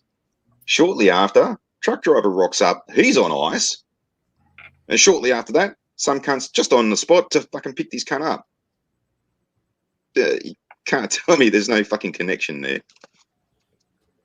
Yeah. But one thing that does shit me, though, is that, like, instantly that fucking bloody Mahinder Singh fucking drippy nipple rubber titty fucking rim shit, whatever his bloody name is, instantly it's like, he's got underlying mental health problems and all this kind of stuff. Oh, yeah. And my mental health problems are being fucking ignored. Right. Yeah, that's the thing. He spent days in hospital on purpose so he didn't get interviewed by the police. But he was in hospital, so they took blood. Yeah. Yes, the guy that was driving the truck is not native. No. And shocker. And having a medical episode whilst driving is one of the biggest bullshit excuses out there. Like, coming from the transport industry, I had a medical episode. All right, when was the last time you had a snooze? Oh, my logbook says that I just had my, prescribed break. And yes, I did have a 2-hour break or a 10-hour break, or depending on what. Okay, so why'd you fall asleep at the wheel? I had a medical episode. We've just checked you. There's nothing wrong with you medically. You were fatigued, weren't you? And how come you've got a skin full of speed and fucking ice in your system? I was drugged. Yeah, someone slipped me a Mickey in me coffee at the truck stop. Good on you. Yeah. It was that mosquito. He was beat an Irishman, and he got drunk, and then the mosquito bit me and made me drunk. I drank some Thames water and got some residual cocaine off all the people pissing in the sewer system. Oh, no, he got Cosby. He got pudding pop. Now he's in jail. He's going to get his pudding popped. Pudding pop. Mm-hmm. Is he getting? You getting dizzy now? So yeah, you know that Thames water is like they need to bottle that shit if there's that much shit in it. Well, if there's that much shit in it, they just should call it Jenkin. Well, there literally is a lot of shit in it, so I don't know if I'd be drinking it. right. Well, no, I'm serious. There is a lot of shit in the Thames water. That's why people don't go swimming in the Thames. Yeah, that's right. And they reckon now it's because like Mad King Louis, that's how he got fucking mad, because he was drinking actual water instead of drinking booze. Yeah, but the funny thing is like the same with China, because of the lockdown in London, the water is running clear now. And so because they're actually saying it's like, well, now when we look at the water, it's not this muddy mess. We can actually see through the water and see fish swimming. Mm. Oh, here's another thing too. Because every cunt's on lockdown, they can't go out and see their drug dealers and shit like that. So fucking people have fucking eaten bloody paracetamol and codeine to get by now. It's fucking hilarious. I think Adam can contest this. I think they're all getting high on cat litter. Just a joke. Very likely. Very likely. Cat litter, man. That's what they're going for. Yeah. It's the cat litter, man. It's the cat litter. They're smoking cat litter. Yeah. Anyone who's trying to get high off cat litter, that's not how Meow Meow works.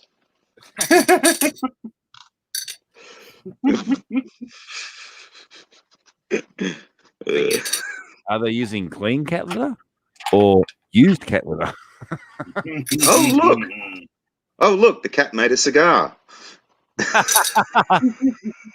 Oh look! It's a Tootsie Roll. Well, that's okay because last week Dan made 2 large sausages. Mm-hmm. See, now that's the problem when you introduce edibles.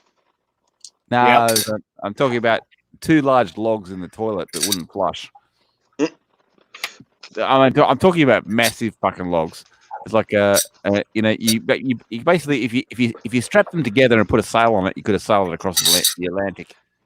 Polystyrene poo. Yeah, the polystyrene poo where you stand there for weeks on end trying to piss it into the smaller chunks so it'll flush properly. Oh, I know exactly what you're talking about. Yeah, you aim for it so it breaks it up. Yeah.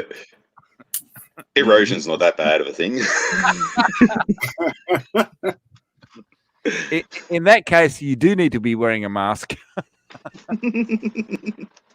It could be worse, man. Like out in the highways and stuff like that. I don't know whether it's the same in Western Australia, but over here we got these eco toilets, which is literally just a dirty, great big fucking like dry tank.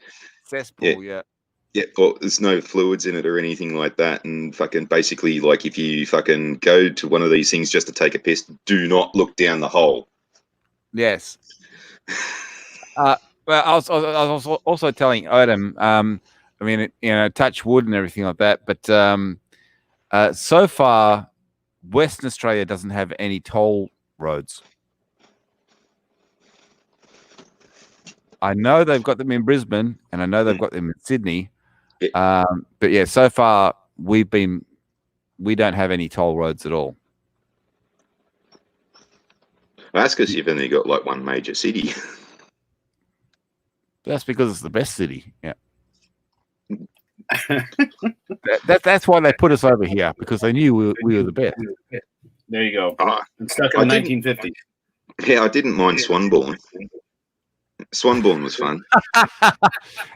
Yeah, for those that don't know, Swanbourne is a nudist beach. It's also the army base where the SAS are based. Oh yeah, Swanbourne, yeah, army base. I understand that, but there's like, the Swanbourne beach is a nudist beach. Yeah. out at La Perouse, there's a nudist beach there. And when I used to work at the Salvos, we had a bloke called Joe Duggan. He used to have his lunch down there all the time. I was like, why do you always go down to La Perouse? And he's like, oh, the nudist beach. Oh, yeah, sit down with the binoculars and fucking perv on all the naked Sheilas. His name was Joe Duggan? Yep. You couldn't get any more Australian name than that. he even lived out at Duggan. He lived at Minnow too. Minnow. There's no tea in Minnow. Minto, man. Anyway, so me and me offsider Shane went down there one day. It was like, Shane's like, what the fuck are you doing down here? And it was like, well, Joe reckons there's a nudist beach, and I brought me binoculars just to have a perv and see, like, get fucked. There's nothing but old dudes. Joe's a poof. I don't know. He might have got it, but he needs to know what an offsider is. Okay. Basically, an offsider is a mate. Well, an offsider is a person who sits in the passenger seat that's basically there to do most of all the work for the driver. The driver basically drives, and the offsider basically unloads the truck or helps out and does most of the work. But an offsider can also be a mate. It's basically just someone that you're with. An offsider is someone you're with. But I think Adam would have caught that anyway, but I've just sort of teach the American because I have to get taught everything. Mm-hmm. Well, when you said Duggan, I'm trying to type it, but StreamTards doesn't like the word hoe, and I wasn't using it like a hooer. It was for Hacksaw Jim Duggan with a 2x4 going ho, and motherfucking StreamTards is over here telling me no. So fuck you, StreamTards. Well, it's like that TV show, Touched by a 2x4. Touched by a 2x4. That's right. So it looks like I'm going to have to do this the old-fashioned way because I was trying to do it on StreamYards, and they're telling me no. And I think StreamYards can blow me. So it would be with a 2x4. Oh. I think if I went with Duggan, it might be EN or UN. Oh, yeah. Well, it doesn't matter. It was a shot to Brian because, he was in there in the Denny. And being a wrestling fan, and I was like, all right, this will be funny. And then literally, it's like, no, not allowed. It was a shout to Brian because he's in the Dunny. Yeah, that's what. So he popped in when we were talking, and he puts, I'm on the Dunny, and I'm laughing. And then you went instantly from talking about the turd and all that stuff to. Yeah, and then the Duggan. So I'm like, all right. So I'm trying to type that in, and then it, StreamTards was like, no. And I'm like, I'm just saying, I'm impressed that he actually used the terminology Dunny, and he's in California, isn't he? No, Brian's in Florida, but I think he's Florida, he's Florida. Oh, he's a resident Florida man. Yep, he's in Florida, man. I know he was supposed to be going somewhere. He knows what a Dunny is, but it's like, I was impressed that it came from some guy from Florida saying, I'm on the Dunny. Well, yeah, speaking of which, there's a British TV show called A Touch of Cloth. And then there's another version about a guy who's busting for a shit all the time, and it's called Touching Cloth. Did you know that there's like the Northern Territory version of Big Brother? It's called Big Butter. Yeah. Yeah, that's the other thing. I'm getting all these adverts for Big Brother now. It's like, how can they do that? Social distancing thing, like, how could they do Big Brother now? Because you know that they film it in advance. So yeah, they filmed it at the end of last year. Oh, okay. Yeah, that was a big thing. That was a big thing. They've already put it on the news. It's like, oh, what's the point of Big Brother? Because they've already filmed it. It's not like it's going to be live like the last lot. So yeah, no, that's the whole point of Big Brother was so that you could actually log on and watch them live. But yeah, my biggest claim to fame is my ex-girlfriend was on Big Brother. This obviously years ago, but yeah, she was on Big Brother. Yeah, about 15 years ago, there was this one really cute, really slight built Sheila. She was a country girl. Fucking can't remember her name now. Fucking this probably pissed off Susan more than anybody else. But Kate. I can't remember. I'm trying to think of a cute, slight girl that was on Big Brother. And one that I thought was gorgeous was Kate. This chick used to fart a lot, and she was even farting in people's faces and stuff like that as a joke, and I thought that was really endearing. But I basically spent like 3 months' wages fucking voting her in. That's probably the reason why Susan had the shits with me.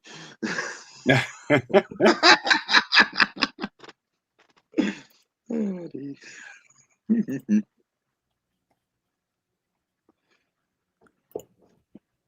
Yeah, she ended up. I think she ended up being like on one season of fucking Farmer's Bride Wants a Husband or whatever the fuck that show was. Farmer Wants a Wife. Yeah, the opposite version of that, where they basically pimp out the sluts. Yeah.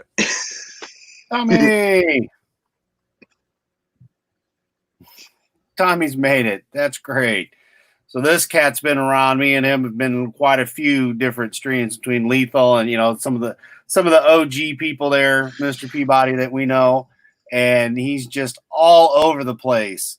He makes an STD jealous because he spreads around way worse than any STD could possibly ever wish and think that it could do. So it's a lot of fun to see that he has made it to our small little neck of the woods. We got 2 people watching, and I think one of those people is me. Got to inflate those stats somehow. That's right. I'll even leave it a like. Oh, don't worry. After this is over, I'll just have it running on a different tab, just on autoplay. Buddy, fucking repeat for the next several hours. Well, I'm on the dunny. Oh, that was killing me. Good old Brian. What can you say? Well, good old Brian never lets us down. It's sort of good because that's like a tribute to the Aussies. It's like, because the Aussies knows exactly what what he's talking about. Mm-hmm. I'm on the dunny. Put your money down the dunny where your mouth is. Footy tab. Do you ever remember a band called the Vaughns? The Vaughns, yes. Yeah, the one where they go to the Indian restaurant and it's like, oh, my guts are feeling bad. It's like the current, you must get to the dunny in a hurry. Dunny in a hurry, yeah. Forget the curry in a hurry. We need the dunny in a hurry. It's like that first song that they released, Who Farted? You ever remember that one? I remember that song, yeah. Yeah. And it's the Sheila in the front seat, and she goes, like, at the end of the song, and it's like, yeah, it was me, yeah, I did it, and just to prove that it wasn't a fluke, here's another one that'll make you puke. Cop a lot of that. But, yeah, did you know the Cranberries wrote a sequel to that song? Did they? Really? Yeah. Did you have to let it linger? Did you have to let it linger? Yep, there you go. And it's like Tina Arena. There's a sequel to her song, I'm in Chains. It is I'm into Chains. Let's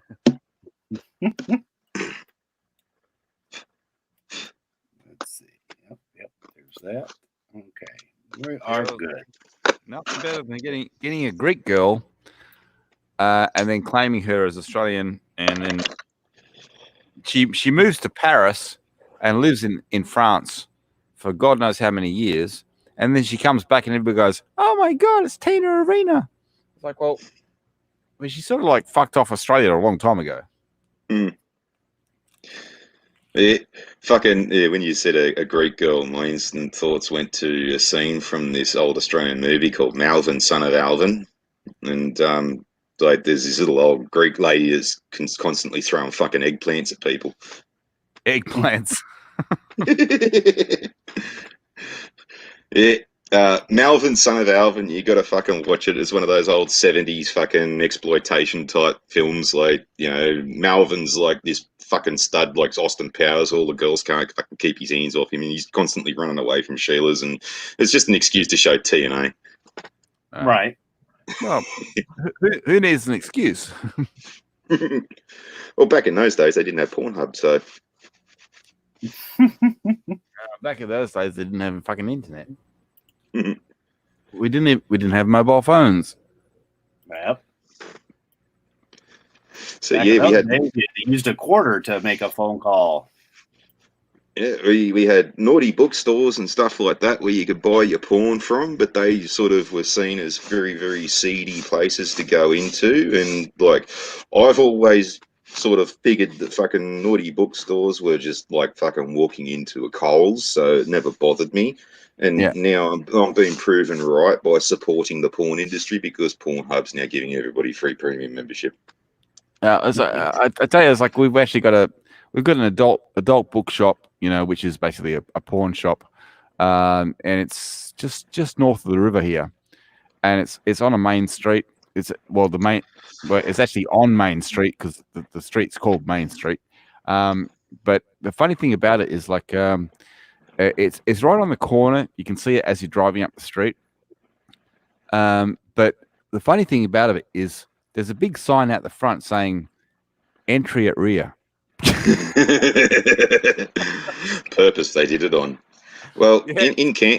in Canberra, there's a suburb called Fyshwick, and Fyshwick is basically where all the porn distribution centres are and stuff like that. And like literally, you follow the signs where it says $4 porn tapes, and it's like 4-hour tapes, just nothing of like, hi, I'm me, you're you, let's fuck. No storyline, no nothing. In most cases, they don't even say that. It's just straight to. Anyway, fucking so.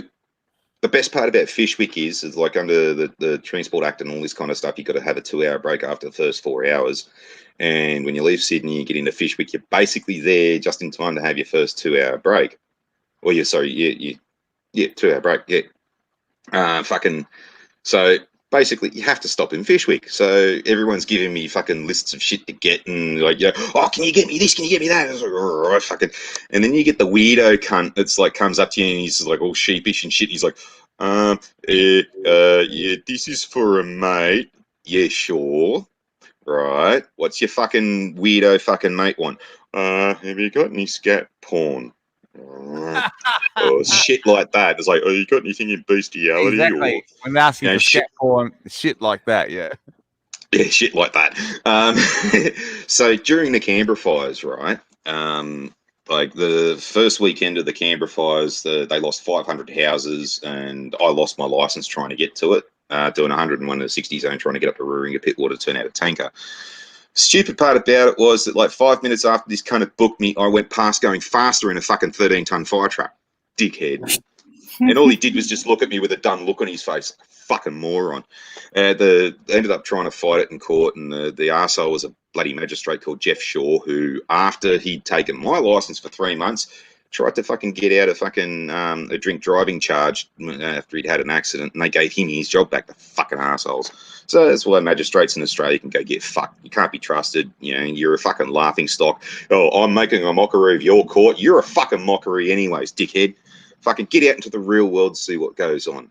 All right. Now, having a look at it in hindsight, it was good that they didn't actually deploy the New South Wales Rural Fire Service into Canberra during the first couple of days of the Canberra fires because of our command control structure and all this kind of stuff. We would have been pumping crews into a place with very, very little intelligence and very little actual control over the place, and we literally would have just been burning crews.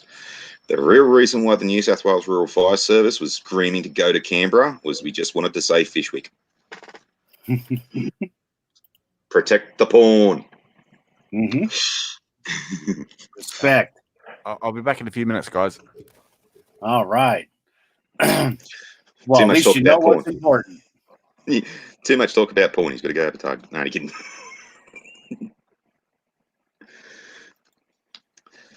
Yeah. I've got to go drop a log. Choke a darkie. For this poor guy, it's just going to be, just a little teeny tiny little stick, but it'll be a log. No. He's bringing another Aboriginal into the world. Ah, there you go. He's taking the kids to the pool. Shit. Yeah, that was something we were talking about. He was talking about because he's, 101 me, teach, because we had teach the Aussie and then it's teach the American, and we go back and forth with stuff. And so he was the one that was filling me in on stuff with the Aboriginals and stuff, because, I don't know an overabundance about it, because why would I? I don't live there, and outside of, good old Mick Dundee, you look at the movies like, oh, they seem to be okay. And then when you find out the real story, you're like, oh, wow, that's some shit. So, I mean, he shared multiple things, as have you, that it just makes it that much more fun, to learn shit, to get an education, from the upside down. Well, there is various different elements of the Aboriginal community, and this does come off as fucking racist as shit and stereotypical, but you know what, fuck off, it's not my fault, it's the truth. And if they don't like it, well, they can fucking change it. If they don't like the demographic that they get lumped in, well, that's their stiff shit, they can fucking change it.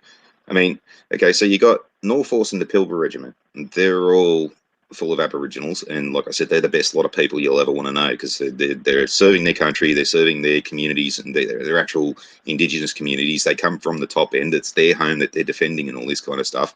All the power to them. They even get seen as, if you join the Australian Army and become a member of Norforce or the Pilbara Regiment, you are seen as like in high status in your tribe. So it's not something to sneeze at. You got your proper tribal guys, the proper nomads that are out in the bush, and they stick to their traditions and all this kind of stuff. They only hunt what they need. They manage their land, and this is another thing that come about as a result of the fires at the beginning of the year. The Aboriginals are actually trying to make the case that they can manage the land better than us. And I'm saying fucking yes, do it, because I'd love to see the Greenies fucking argue the point with the Aboriginals. Yeah. When the Greenies, all they've got to do is my poor fifis, and the Aboriginals are like, you're a fucking racist cunt, and the Greenies instantly lose. So yeah, they're really good people to know. They will come out, and if you break down in the middle of nowhere, they'll come and help you and all this kind of stuff. You got sort of semi-urbanized, for want of a better term, reservations, where there's a lot more access to Western culture and all this kind of stuff, where you do get the alcoholics, the druggos, the petrol sniffers. Like, that's an actual thing. BP actually has released a special brand of petrol just for the top end, where it's less aromatic. That's an actual thing. There's even like the Northern Territory is almost a dry state because of all of this, and they're not so great.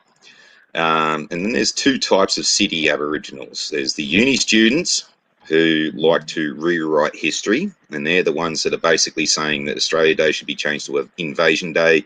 Captain Cook basically jumped off the boat and fucking with his M60 started mowing down Aboriginals left, right and centre and all this kind of stuff, which absolutely was not the fucking case.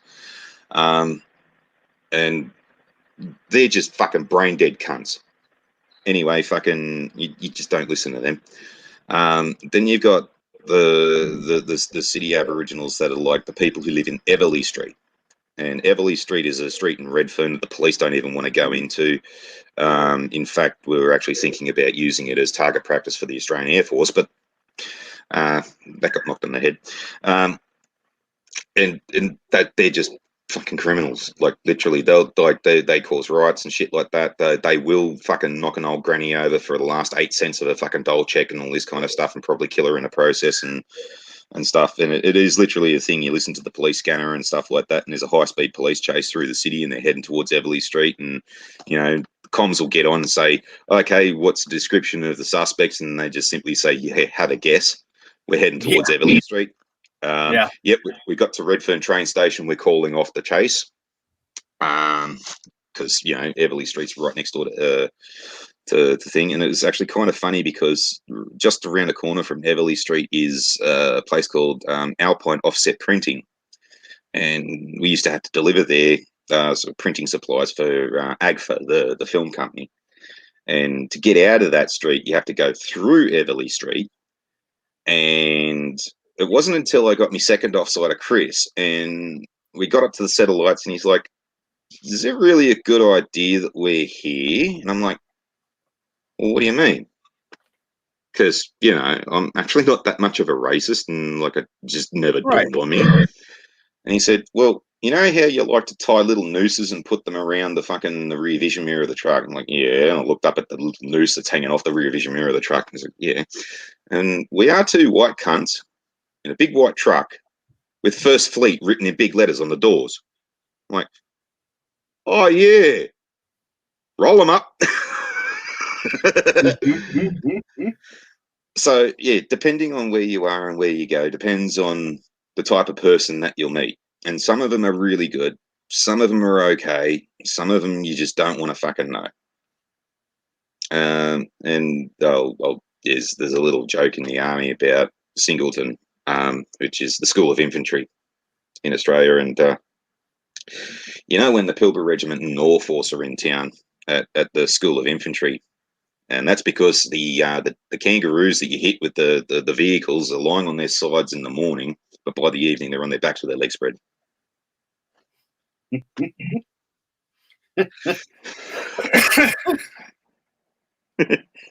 Oh goodness. Yeah, no, I wouldn't call you a racist by any means, but I get what you're saying. It just comes off that way with certain fuckheads. I did a Brian. But you had to name it, did you? Oh, well, he talked about sitting on the dunny. I did a Brian. You did a Brian. You did a Brian, and you took a Dan. I dropped the kids off at the pool, and then I flushed them. Yeah, it's always concerning when you drop a turd and it goes, "Help, I'm drowning." Eddie, don't flush. Save me. It reaches up, and all of a sudden, Bondi Rescue comes to the rescue and is like, "Oh, we'll get you." Oh, there's a meme I saw ages ago. It's a drawing of a pregnant Sheila, and it's like got the cutaway so you can see the fetus in the pregnant belly, and then it's got the caption. The girl says, "Fuck, mum's gonna kill me," and then the baby's got the same thing. "Fuck, mum's gonna kill me."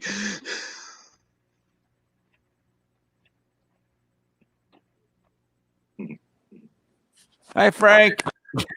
That's right. I'm here because you should be able to figure out what I'm about to go do, Mr. Peabody. Another turd? Oh, no. Time to smoke. Oh.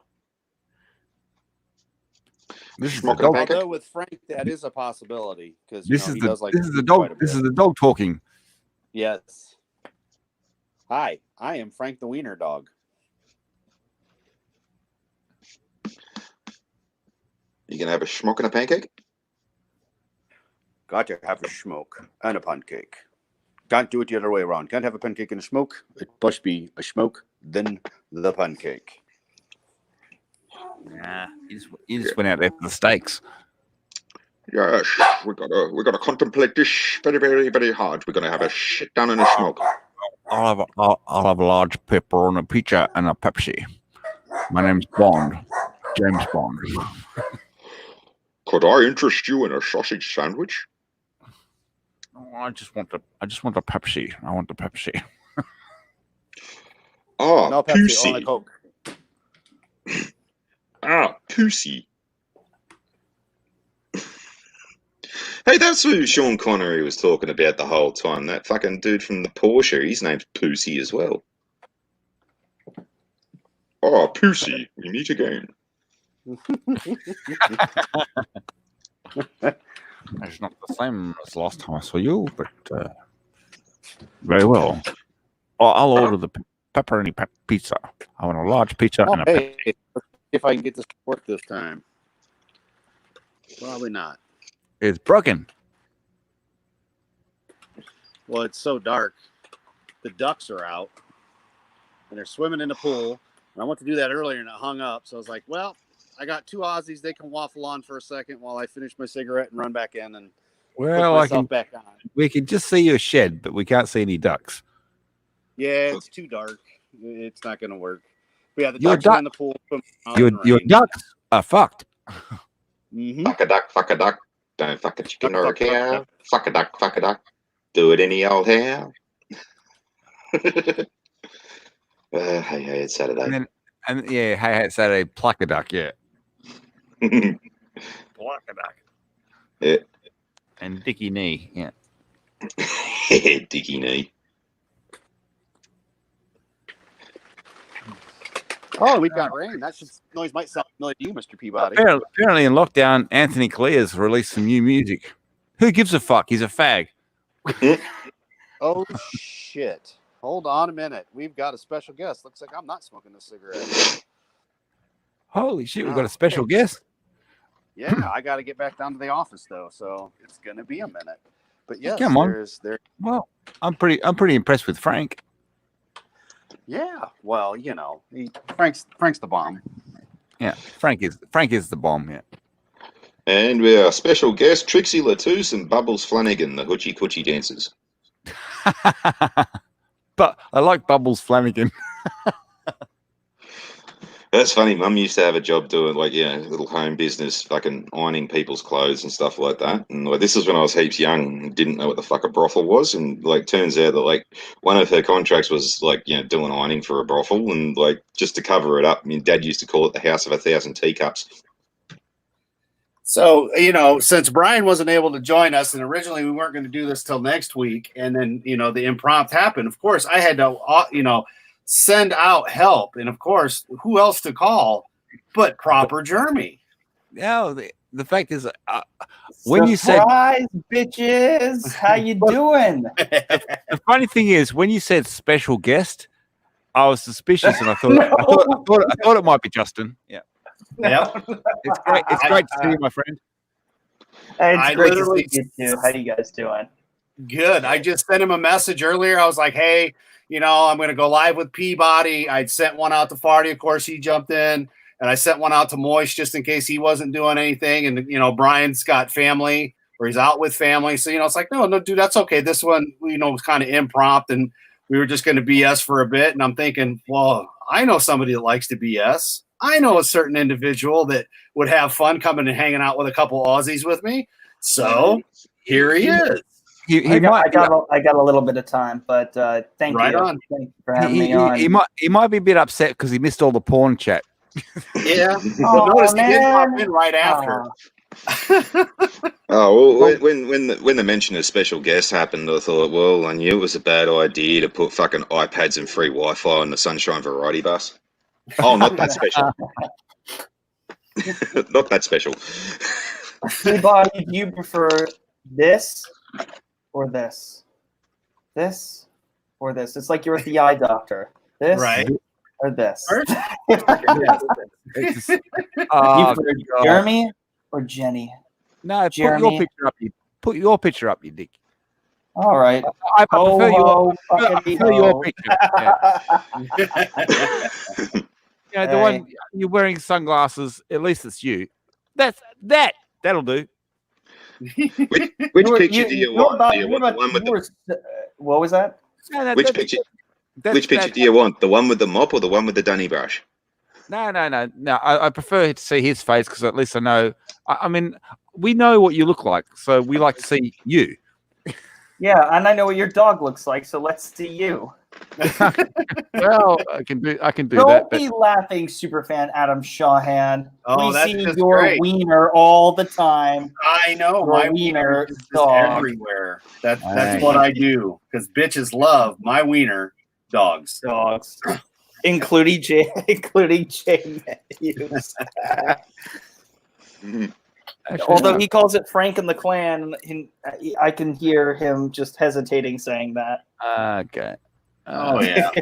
He's just like, what kind of clan is this? It's a wiener dog clan. That's right. And he's like, oh, okay. And then Peabody's just done. Hey lady, have you ever had your asshole licked by a wiener dog in an overcoat? Mm-hmm. That's right. Why did Peabody just leave? He's like, okay. Knowing him, he's shutting off his OBS so we can actually, use his camera. No. He's Western Australia. He's already used up his internet ration for the month.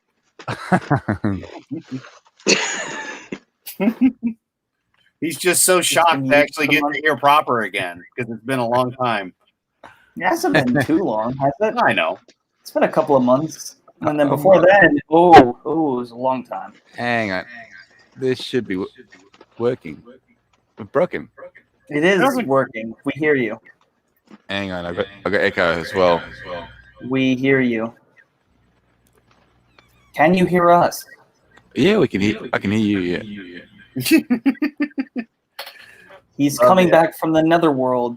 Can you hear us? Oh. He's coming to us from beyond the grave. Woo! I'm working on it.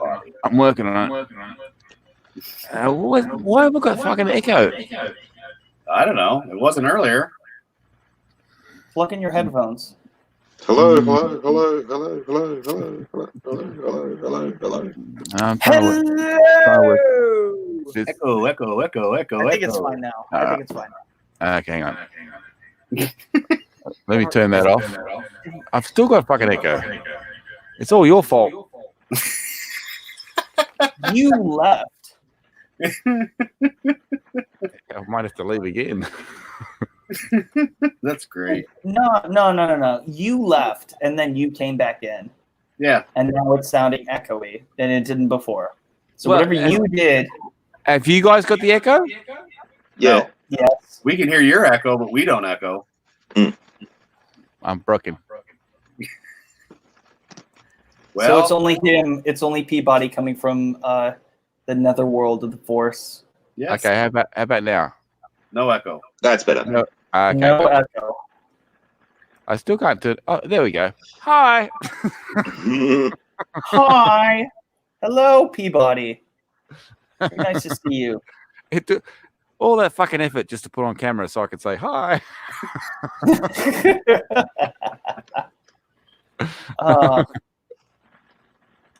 Man, all we need is the DJD, and we're like a full-fledged reunion right here. Like, oh my god. Speaking of DJ, so the other day I was talking with him, and your ears were probably ringing like a mofo because we were talking about you. Because he has relocated to California, and he's like, "Wait a minute, Proper's in Ohio." I'm like, "Yeah, he's close to me now." He's like, "Why is he in Ohio?" I go, "I don't know. I just, he's in Ohio." You And he's missed like, it. permanently. And I'm like, "Well, for now." Well, he had to run from the apocalypse. Yeah, he clearly hasn't been looking at my content lately. Right. That jerk off. How dare he? How dare he? Shame on him for Like such a big betrayal for like having things to do. Like how dare him? How dare a other 9,000-year-old vampire werewolf not pay attention to his fans? How can a 9,000-year-old werewolf or whatever he is not spend just a few minutes to catch up? Yes. I mean, I can Buddy. 9,000 years, a few minutes is nothing to you. It's like, No, but all seriousness, I didn't know he moved to California. I didn't know he was going to that. Well, whereabout did he move? That part I don't know. I mean, I know because he got a hold of me after he landed, let me know he made it safe because he trekked, as you know, from Florida to Cali, and he flew. So I was like, holy shit, flights. He goes, I haven't flown in decades. I go, bro, I'm with you. Me either. And then I started talking about you driving, and he's like, well, why is he in California? I'm like, am I writing an A&E fucking biography here? I don't know. I mean, he's just there. Well, permanently? Well, for now. But I'm like, no, man, he's doing good. He's got a job. He's, back here and closer to us. So I'm happy about that because, once we're all not grounded anymore, we can, make plans to meet up and do stuff. But it was just really good to hear from him. He got back, got in a hotel. Everything was good to go. So he made it safe and sound, just like you did. I was happy that you made it back. I would have liked to have made it back sooner when bars were still open to like try to reach the states where they were still open. Be like, hey, last stop until the apocalypse. But alas, none of them were open. Everything was just kind of dead. The only good thing was it cost me $130 to travel across America. Right. Well, yeah, because Fardy and I are quite lucky because petrol costs don't bother us because we ride kangaroos everywhere. Mm-hmm. Well, you're come on, Fardy, back me up. You ride them like dewbacks, and then you have a koala like as your backpack. Well, just to say, like your balls get a bit swollen, all the jumping, but Well, I still know your best defense is, the drop bears and the magpies. Oh, we got a new one. It's the combat wombat. Yep. Oh yeah, wombat. Yeah, the wombat. Yeah. Mm-hmm.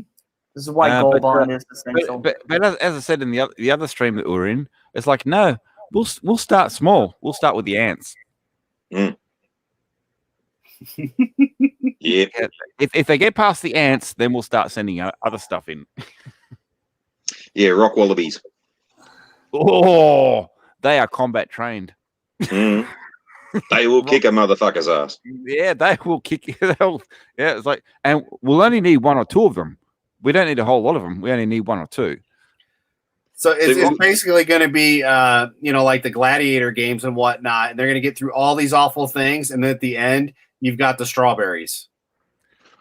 Well, yes. Well, we do have the strawberries, but it's like, yeah, once they get through everything else, then they get to the Australians, and we just walk up and go, poof, and push them over. Well, see, we had an incident a few years ago where the bilby kicked up a fucking stink because we just ignored them for so long, and they're like, no, you give us a fucking day of the year or else we're going to fucking riot, and like it's not going to end pretty. We'll get the fucking emus involved and everything, so we've had to get rid of the Easter bunny. Now it's the Easter bilby. Yep. Yeah, but the bilby thing, it's actually an actual thing. Yes. The bilby is like a cross between like a kangaroo. It's a small, very small, but bilby is like a cross between a kangaroo and a rat. It's a small marsupial. It's got the same sort of legs as a kangaroo. It's cuter than a rat, but it's that small. It's so small, and but yeah, no, the bilbies are making a big comeback. Very nice. Yeah. Yeah, now we just got to convince them to ally with the drop bears, and then we'll be right with China. Mm-hmm. Oh, well, as I said, it's like we got the magpies, we got the drop bears, we got the bilbies, and we got rock wallabies, as you said, because I completely forgot about the rock wallabies. They are combat trained, and and then if all else fails, we're sending in the big reds. Oh yeah. Yeah. The big reds, that's it. That'll stop them in their tracks. If they get past the big reds, then it really will be bloop, and they'll fall over. So this is how fucking hardcore big like red kangaroos are, right? You've all seen that piece of footage where that dude punched one in the face, right? Oh, that wasn't a red kangaroo, but yeah, I know what you're talking about. Yeah. Yeah, right. Now, fucking when this cunt punched it in the face, it literally. It stood there. It just basically took the punch and then just gave this guy a look like, what the fuck is wrong with you? You're going to die. Right. Exactly right. Yeah. But a red kangaroo can, when it's on its hind legs, basically can reach at least 8 foot. And, if they want to go you're fucked. Yeah, we used to have a property or use of a property out of the place called Taralga, which is just outside of Goulburn, which is Taralga. Yeah, fucking snows in the summertime there. Yeah. And as we're going onto this property, there was a whole bunch of greys crossing this track, and like I'm in an ex-army Land Rover with a fucking giant steel bull bar on the front of it, and we had some shotguns and a couple of 22s with us, and me and my dad were going out there doing a bit of shooting. And like following this long line of greys, this gigantic fucking 7 foot fucking red just goes boing, boing, boing. I start reverse and do a 3-point turn, and my dad's going, "What are you doing?" I'm like, "I'm fucking off back to Sydney. We're getting the 303." Because this thing, if you shot it with anything smaller than something fucking military caliber, man, it'll just shake it off and just go. It would keep on coming, yeah. Yeah, it'll just like, oh, so you want me to fucking rape you in the ass, cunt? It's like, you call that a bullet? Have you seen the size of the fucking flies out here? It's disgusting. My M79 course, right? We've been taught how to use the M79 grenade launcher by an old Vietnam veteran, and it was a really, really lax course, and Yeah, it was a live firing exercise. Hang on, you'd be taught how to use a grenade launcher on an M75, and it's a lax course. Yeah, it's a lax course. I think they'd be wanting to pay attention. Well, laxed as in, like, yeah, this guy was just about to retire from the army. He didn't give a fuck, so he was just not observing a lot of range safety rules and shit like that. And he basically gone, like, just a brief overview, and he's like, okay, you stock your barrel, release catch, your fucking safety, and your forward sight, your rear sight's got these baffles on it, gives you range and all this kind of stuff. And he flicked it down. He goes, yeah, but in real life, you don't bother with that bullshit. You just do what's called a snapshot. And he's basically, gangstered it. He shouldered it gangster style fucking sideways. He just got, thump.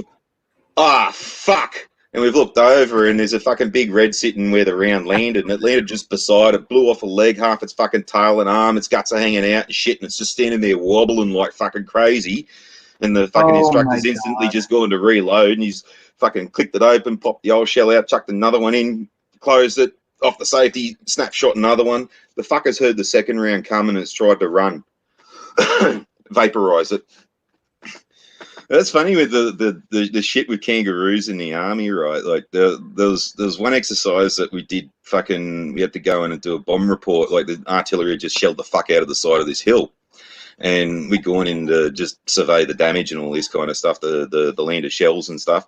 And when we get there, there's blood and fucking guts everywhere. Like this shit looked like the... Okay, I'm out. I gotta get going. Goodbye.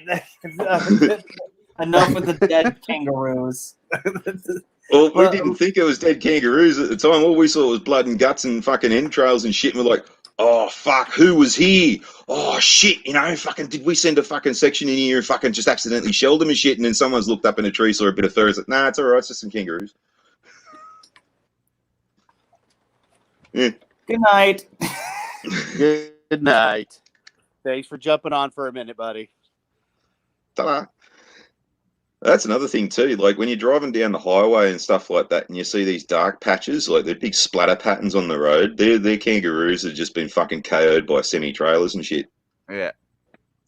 Yeah, because the semi-trailers, every time they go out and do a run, every time they come back, they have to go into repair to fix the bull bars. Just about, yeah. Yeah. The fucking bloody. Because I knew a guy that worked in the place that fixed them, and every week this truck would go out and come back, get fixed, go out, come back, get fixed, come out. It's like every week. Yeah. Fucking when I was at the workshops with First Fleet washing the trucks, you have to get under and fucking like there'd be bloody months of fucking just dead kangaroo guts all underneath it, fucking congealing and shit like that. And you have to wash it off because the trucks just fucking stink. They go into the trucks and they just get rolled by all the axles and shit like that, chewed up and spat out the arse end. Yeah. Mm-hmm. Sounds like job security. Yeah. When it comes to maintenance and, cleaning the trucks so they don't stink. Well, that's the problem with wombats. Like, no shit, wombats are fucking solid little fuckers. Like, they've got the density of a granite boulder. I told Adam this. It's like they're like low to the ground, low center of gravity. They're like bulldozers.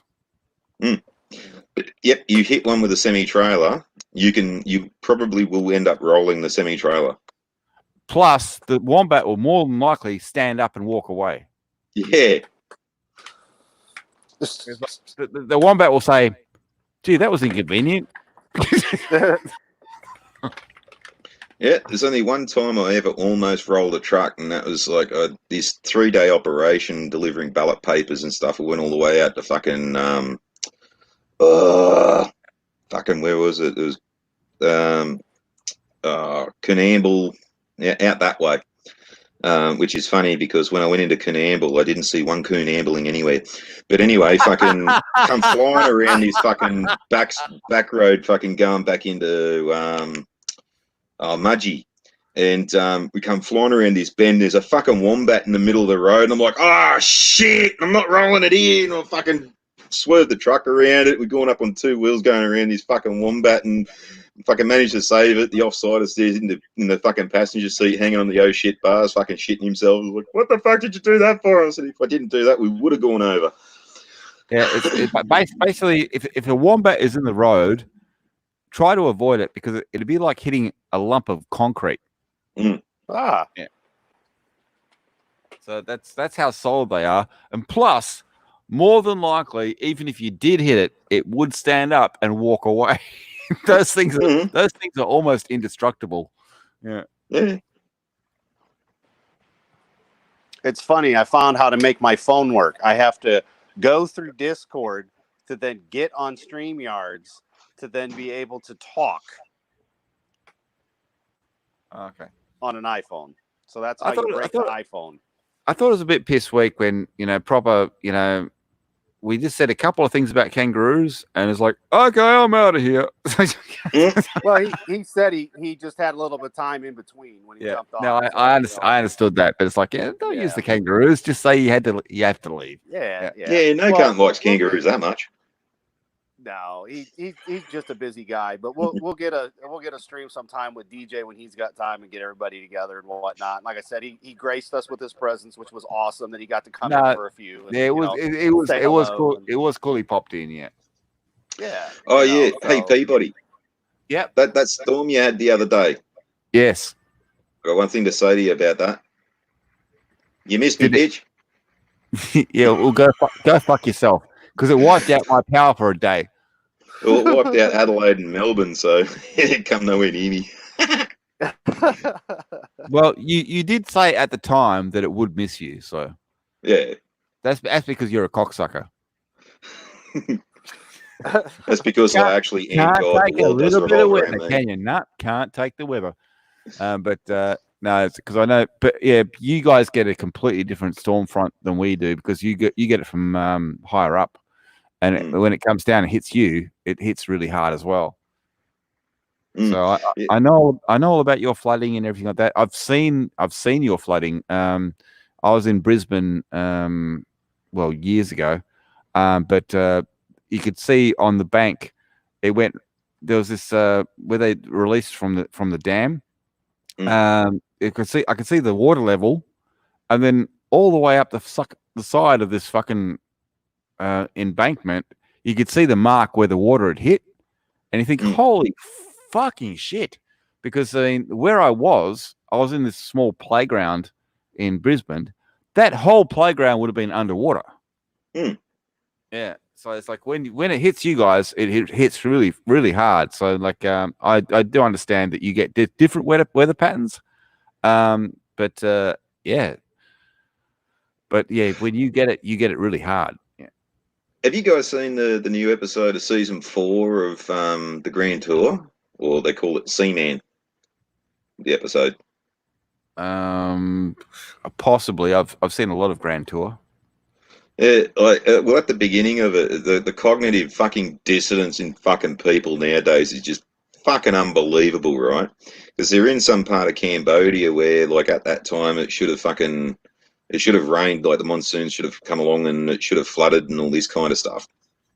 And, well, see, the thing with rivers and shit in Vietnam and Cambodia and stuff like that, something we've known since the Vietnam War, is that those rivers and shit change from year to year. So your last year's map with a river on it is fucking inaccurate by about several kilometres in some cases. So that's one thing that's always been there. And then they say, oh, yeah, and this is all dried up because China is dammed upstream and stuff like that. But it's global warming, you see? It's global warming. Global warming. Oh, of course, yeah. You just fucking gave us 2 perfectly reasonable fucking excuses as to the reason why, and then, yeah, you said that. It's global warming. Are you talking about Grand Tour or Top Gear? Are you talking about the Cambodia special where they built the bridge? No. This is the new one. This is the Grand Tour, season 4, episode 1. And yeah, they're back in Cambodia. So here you go, Peabody. I didn't see these because I was on the phone. So because Frank had said hi, wiener dogs are the best. Back to work. So like I said, Thank God he did swing in. That was awesome. Nothing like having some of the old school people that, you know, we all started out with that have at least a couple minutes to jump in and hang out with me and the Aussie crew here, which, you know, maybe we'll set this up every couple weeks or whatever, depending on what your guys' schedule are, Farty especially. Peabody's usually pretty much down. Maybe we'll do something crazy with a better title. It was just when Peabody was telling me about, you know, when I saw the video he posted. That woman. Like, we got to go live with this, you know, just because. That fucking moron woman. Yeah. Oh, well, I've got no schedule. I'm fucking basically retired. Yeah. Well, and that's like, I know for sure, hopefully next week, because originally we were going to go this week with Brian, but he couldn't. So next, you know, Sunday for us, Monday for you guys, we'll try to do, you know, get together and, you know, hopefully he'll be able to, he's free next Sunday for sure. Whether we'll do it on my channel or his channel, I don't know, but eventually maybe we'll start something with, you know, I titled it, you know, Crazy Australia, and I was going to say today, or, you know, what's going on with the Upside Down, who knows, but, you know, we'll get something going on where we can always hang out and chit chat, because I've got nothing going on, and, well, Peabody's got nothing going on, and, well, Farty's free, so, you know, we'll just keep this going, and, you know, whoever shows up, shows up. And we know Chris hasn't got much going on because he can't buy any sex toys. But yeah, right. And actually, I did send him the link. He said he had some running around and stuff he was doing, but he's also ready for next week's as well. So, you know, like I said, as far as I'm concerned, I love hanging out with Aussies, and, you know, just being able to do what we're doing right now. You know, we're all supposed to be staying home and whatnot. Well, that's the best time to use this platform. Everybody get together, shoot the shit, have fun. You know, like I said. Yeah, technically, I wouldn't class myself as being free. I'd say I'm more easy than anything else. You pimp, you. I'm a whore. Get it right. You dirty little hooah. He's an internet slut. I'm a dirty whore. Yeah, you dirty, dirty little hooah. Shame on you. Well, yeah, that's always been kind of the thing that we've done. I've talked with Peabody for years now. We just get together and talk, and we never really streamed a lot. Granted, he's had shit for internet. Yes, my internet sucks. No but, NBN here, my friend. Yeah. Yeah. Well, when they start rolling it out, you'll probably get the same fucking crap as what we did. And they went through an area and said, yep, it's all up and running. And then they move on to another area. And then, no, they fucked up the last area. So those poor cunts had to wait until they'd finished and then come back and then, go through every suburb again, because they end up fucking all of them up. Yeah, don't get me wrong. It's like we do have NBN here. They just haven't rolled it out the way they said they would roll it out. And it's not available here. And I'm in Perth, so I'm in you know, a suburb in Perth, and they're still rolling it out very fucking slowly. But that's what they got to take crews back and fucking fix up all the ones they fucked up over here. Yeah, well, yeah. The fact is, like, yeah, they rolled it out over east, and then they took it regional, so they took it to all the middle of the fucking nowhere places. And then they got to Western Australia and said, oh, yeah, fuck them. So they are still rolling it out here, but they're taking their sweet fucking time. Oh, man, when they roll out the CDMA network with you guys, it's going to blow your fucking mind, man. Oh, God. You know we're not going to see that for 20 years. And then when they fucking can it, you're just going to be pissed off because, like, yeah, that was the only system that actually fucking worked here. Well, let's face it. Like, you know, when they get to Western Australia, it's like they showed us a light bulb and we went, oh, my God, that's fantastic. that was fucking funny, that. Like, when the day they got rid of the CDMA network in New South Wales, me and Dad were out at this place called Grenfell, and, like, we're sitting in the pub the one night, there's like, oh, yes, as of midnight tonight, they're shutting down the CDMA network, and all the farmers and stuff are complaining and all this because the GSM network won't work and all this kind of stuff, and there's black spots and all this kind of shit. And then the next night we were in the same pub, and then the news come on, and they had the fucking telecom minister or whatever he fucking is, get on. He says, oh, it's been 24 hours since we switched off the CDMA network, and we have had zero complaints whatsoever. And I've just yelled out, yeah, because no cunt can call you, you fuckwit. And the whole bloody pub started laughing.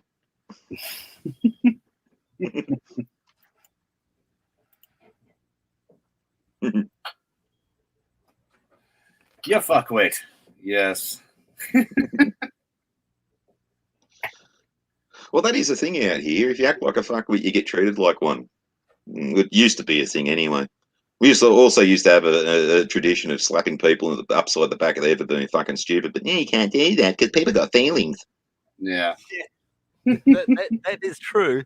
Slapping people up the side of the head. I mean, I've done it myself. But yeah, no, you can't do it anymore because people have feelings. Mm.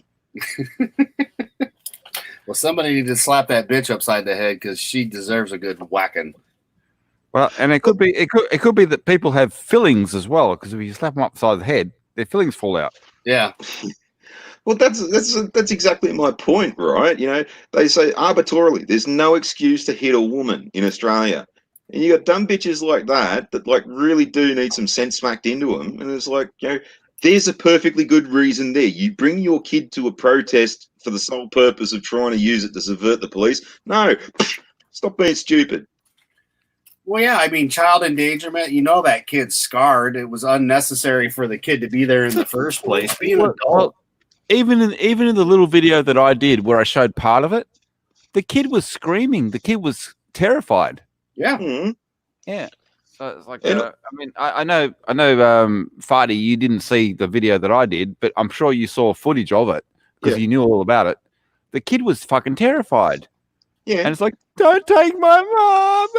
And the kid was screaming in the background, and she was saying, get away from me. You're scaring my child. Well, your child shouldn't be there. Yep, exactly. Yeah. Yeah, and now that kid's probably just thinking fucking the police are just coming to get him.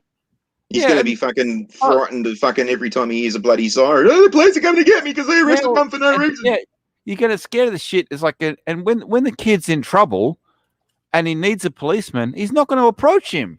Yep, that's exactly right. Because what the parent just did, that mother, is going to scar that child for life. Mm-hmm. Yeah. Yep. All because of her stupidity of starting shit and having the kid there and using it as an excuse.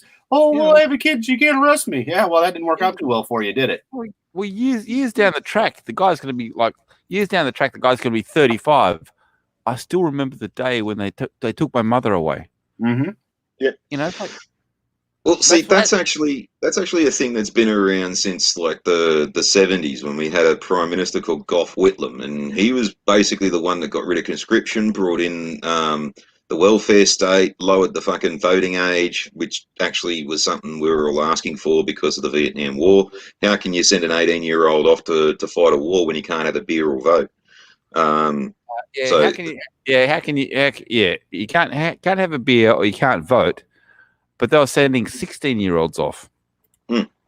Yeah. Granted that they were diddling their figures, so they 16-year-olds were fucking around with their birth certificates, so they look older and everything like that. Granted, but it's still it's fine for you to go off and fight, but you can't vote and you can't drink. Well, it still is a thing actually. The minimum age to join the Australian Army is 16. They basically knock you back a couple of years, for a couple of years until you turn 18, because there is a little bit of an issue with, because you're still a minor, you still need your parents' consent to be deployed overseas. So just to get around that thing, they basically make you wait until you turn 18 anyways, but you can join at 16. But when Gough Whitlam came in... But that mother had no problem throwing her kid on the front line. Yeah. No, that's a point. But sorry to break you up. You keep going. Yeah, when Gough Whitlam brought in the welfare state and all this kind of stuff, he basically began the culture of dole bludgers and shit like that. Why fucking work? The government's going to pay me. Fucking all this kind of shit. And then you got people out in the western suburbs of Sydney around Blacktown and all that kind of stuff where they're all fucking dole bludgers. None of them want to work. They don't want to fucking talk, to do anything of authority or anything like that. Fucking everyone can go get fucked. You can't tell me what to do and all this. Even the police can get fucked, and this is what they teach their kids. Most of them smoke fucking dope and all this kind of shit, so they're constantly getting harassed by the cops, and all their kids fucking see is like the cops are just cunts and assholes and shit like that, and then they just breed the next generation of degenerate fucks. Yeah. And this is what this stupid bitch has just gone and done there. Yeah, this kid will never trust the fucking cops. He's got this fucking attitude and all this. He's probably going to be a dole bludger his whole entire life and all this because, well, fuck the government. They arrested me mum because, so fuck them. They can pay me for the rest of my life. I'm going to sit on my ass and fucking twiddle my thumbs. And the other thing is because Fadi will understand this, you've got Oz Study, but you've also got Ab Study. Yep. And Ab Study, you get more money. So if you're even 1% Aboriginal, you get more money. Oh, yeah, and there's no DNA test to prove your point either. That's exactly right, yeah. They got people that is whiter than Snow White's bleached arsehole fucking walking in saying, oh, my great-great-great-great-great-great-grandmother said hello to an Aboriginal once, so that makes me 1/90 millionth of a fucking Aboriginal. Where's me Ab Study? Yeah. And plus, I was telling this, I mean, Adam knows this story, but I mean, Fadi, you can back me up here. The Aboriginals, when they apply for Social Security and things like that, they don't need any proof of their age or their identity. All they say is I'm Aboriginal and I was born on a reserve and I don't have any documentation. So they take them at their word. So they get multiple claims. Yeah.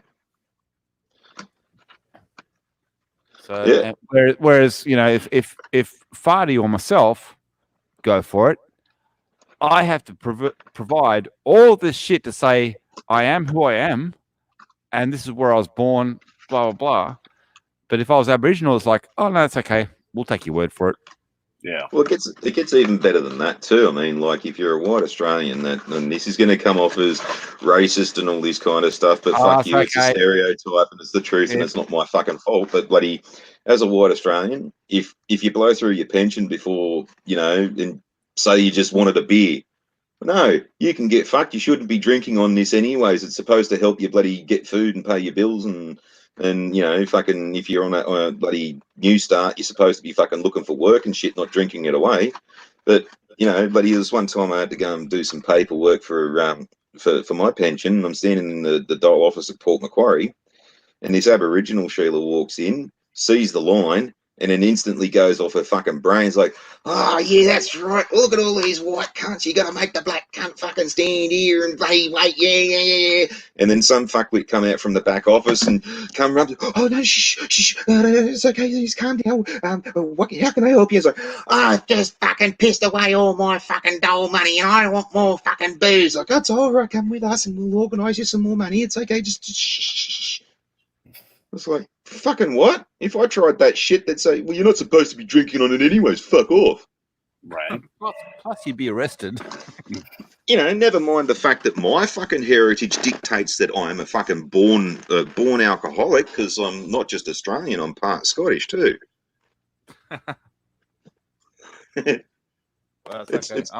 I'm part Irish, so I'm in the same field. yeah. Being drunk from birth is in my fucking culture. Oh, Jesus Christ. Lonely in Lockdown. Anthony Kalia. You fag. I don't give a fuck about you being lonely in lockdown.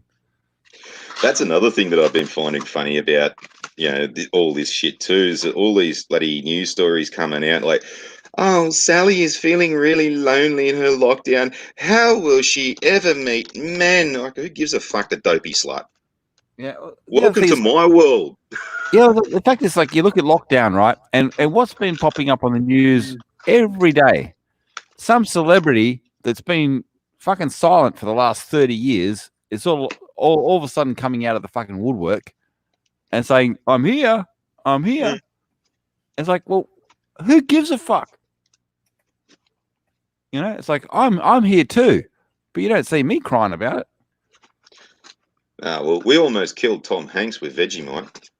No, that was self-inflicted. He did that himself.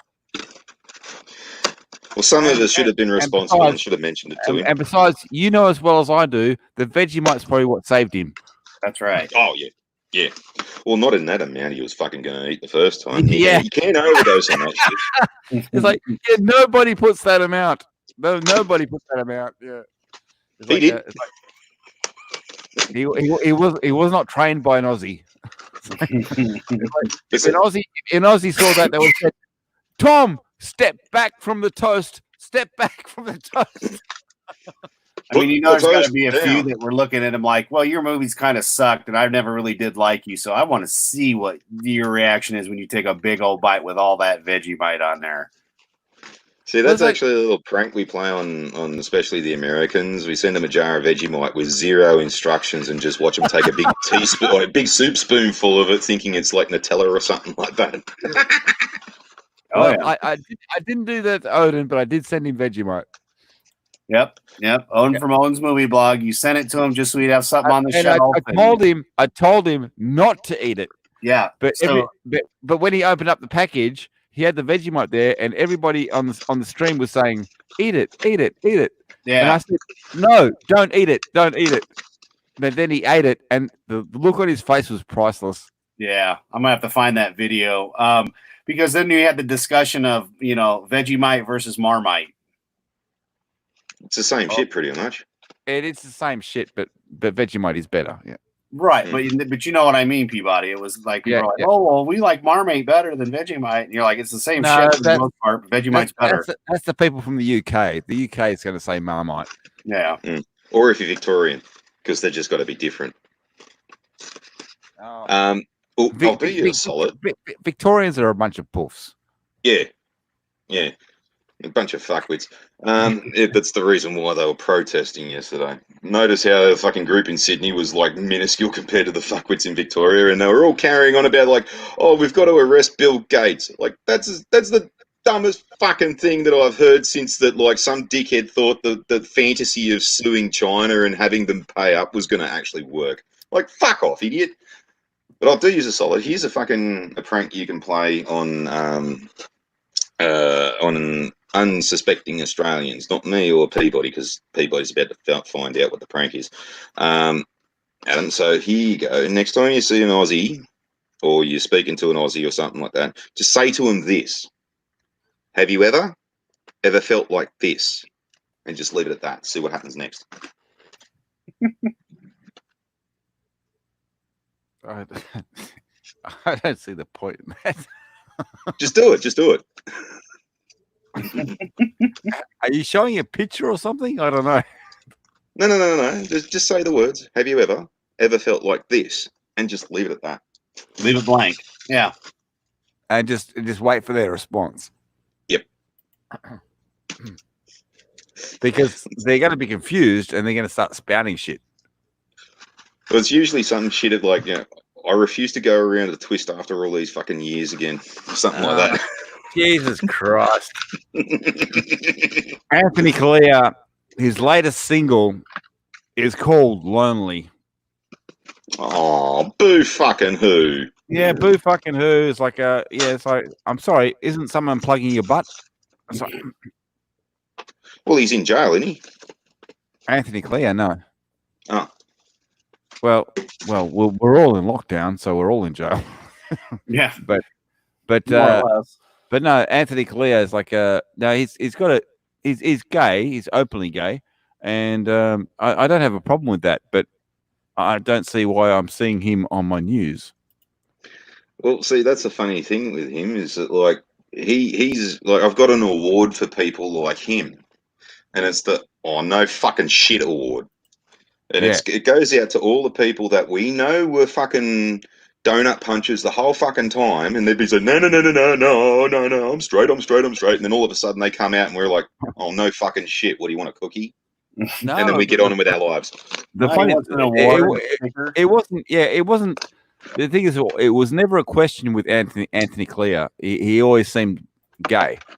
What really surprised me was his boyfriend, that actor.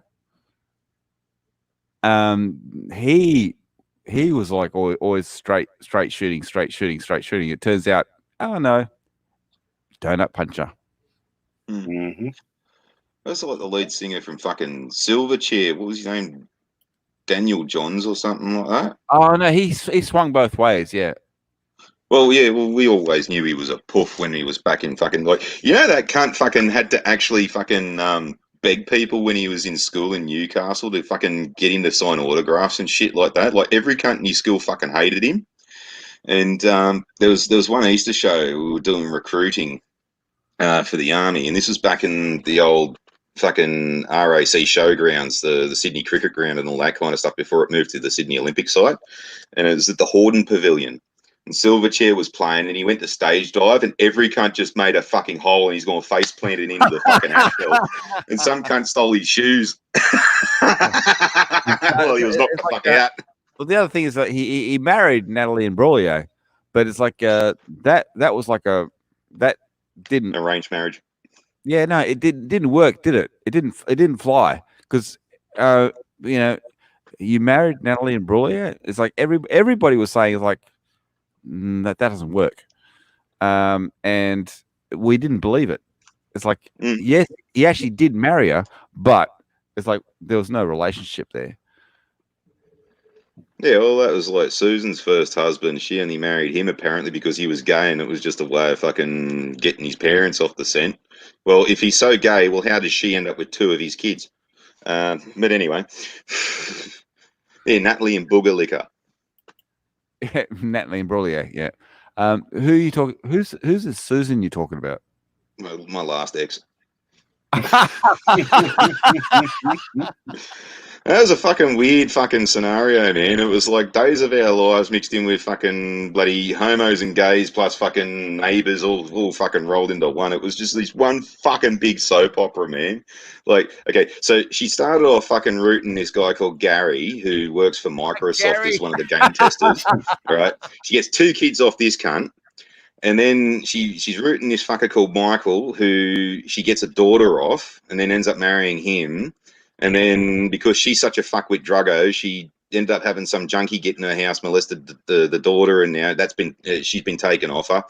And then she goes out with this fucking horse woman man looking fucking thing. I still don't know. It's got a vagina, sort of tits. I got bigger tits in it. It's got a horse face and all this kind of shit. And a deep fucking voice called Naomi, who apparently fucked Michael to get the son Jai, who's the closest thing that I've ever had to a kid because I fucking raised the thing from when it was 5 months old till it was 5 years old. But fucking Jai looks like Gary. So figure that shit out. Sounds very Jerry Springer, if you will. And then she was a leso. She was a leso when I met her, and she turned straight for me and said that when she left me, she'd go back to being a leso, but fucking left me for another dude. And fucking the last I spoke to her, she made this fucking massive tirade and on text message, and I just looked at it and went, I'm not dignifying that with a response, turn my phone off and change my number. Like, holy fucking Christ. It does sound like a head screw, yeah. Yeah.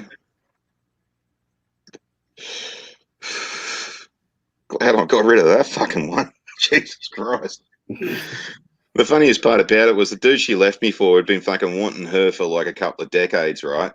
And I got Susan just as she got off the drugs, and like she got from the skinny junkie body to sort of like an all right body, and then as she started getting to the fat fucking cottage cheese body, she left me for the other bloke, and I'm just like, well, careful what you wish for, mate, because you're just about to fucking get it. You can have the fat old scrag. Fucking, I had her when she was half decent. Yeah, it's like the ex that I was with for a while. This is like over 20 years ago.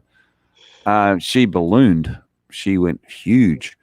So I was like, I'm sort of glad that she broke up with me. So the only good part about Susan was that, like, basically I was working fucking 14 hours a day, paying for a roof over her head and the kid's head, paying the bills, paying for food, so all this kind of stuff. So I wasn't actually giving her money directly, and basically the only thing I was getting out of it was a root every night. So I turned her as a live-in whore, or a live-in prostitute pretty much, because, well, I was forking out for basically just a root. She wouldn't do me fucking laundry or cook me dinner or anything like that, but anyway. And she wonders why I fucking was so easy leaving. But she did have a tendency of being able to squirt 10 feet several times a night. So that was fucking fun. It's like, and how else are you going to wash your balls? Well, yeah, they even made a game of it too, man. I had a bullseye on the fucking wardrobe at the end of the bed, seeing how far I could get it. It was kind of fun because, like, I'd go to a naughty bookstore and I'd get all these novelty shit things like outfits for her and stuff like that, like a nurse's dress with, like, big holes where her tits can hang out and all this kind of shit. And I got her this little rubber ball that vibrates, and she got it lost up her fanny one night. And it was awful fun fucking trying to get it out. Got it lost. Yeah. There was one day I went and got this fucking make your own dildo mold, and I made a fucking mold of my own dick. It's funny, she had to help me fucking crack a fat to get it going. She kept it too, so hey. I'm going back to Lesbo, but I'm keeping this because I like this penis. Yeah.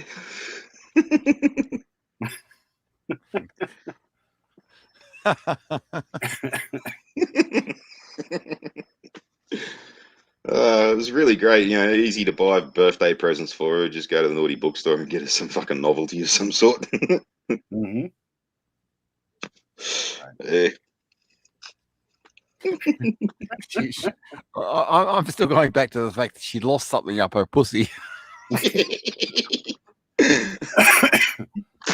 Jump up and down a bit. Boing, boing.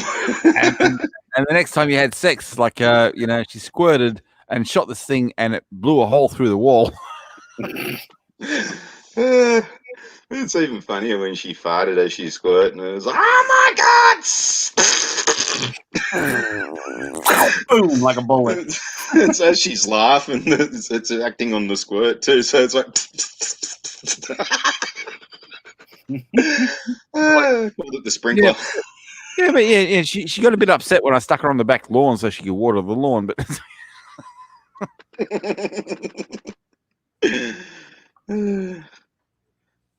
There's a sight gag I got to do when I get a fucking squirt bottle one day. Is a friend Simone is a massive fucking alcoholic, and Simone had a kid and Simone bought this kid a little pet dog, and the kid was abusing it and all this kind of shit. So I jokingly formed a plan to go and rescue the dog, and I got this squirt bottle, filled it with water, and then fucking. I said, right, we go to a house and we give her this bottle of fucking, scotch, and this is what she'll do. And I did the motions like she'll, eyes wide open, grabs the bottle and then sculls it. And then I went and sat down on, the back porch.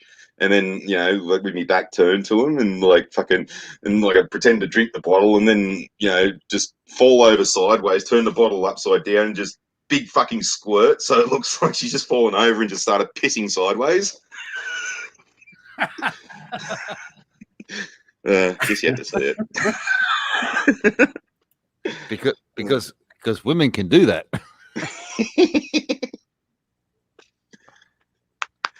Yeah, but up here, all the fucking Sheilas are real fat cunts, and they're all like fucking livestock. They just waddle around like fucking giant cows and stuff like that. And the other day I was driving home, there was a cow just standing there taking this massive piss in the field, and I'm like, oh, look, so the Sheilas do piss in the woods out here.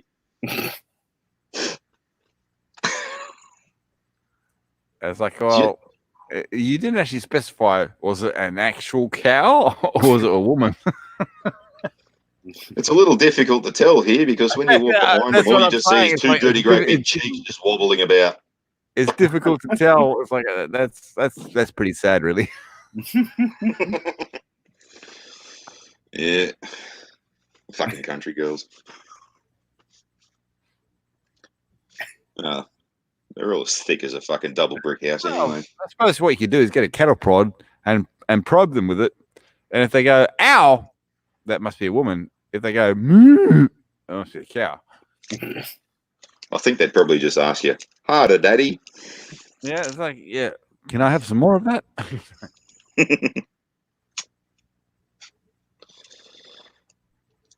But yeah, that just also dictates too that most of the blokes around here are also fucking the livestock as well because they can't tell the difference.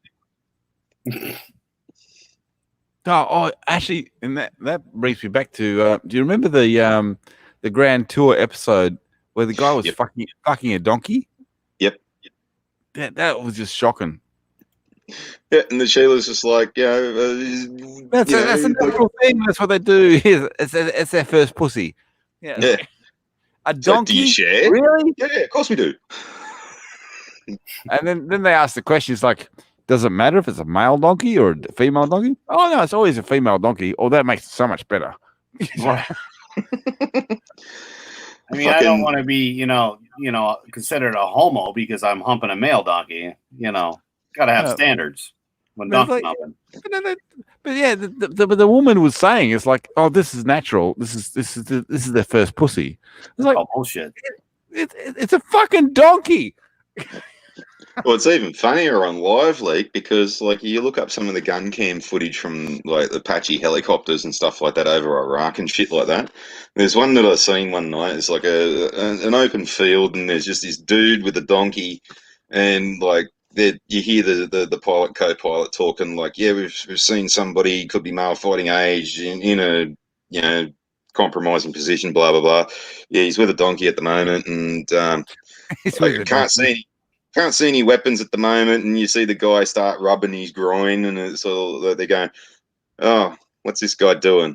And then, like, pants go down, and then you see, like, fingers, the bloke starting to fucking finger the donkey, and they're like, oh no, not again. How many of these have you fucking seen? They get back to that. I like the way you said, not again. It's funnier when they say it, and they just get back onto their comms. It's like, yeah, no, we've got one of those again. But they keep watching it. It's like, yeah, then like this cunt's fucking chock-a-block up this fucking donkey, and they're just like having a good old giggle out of it.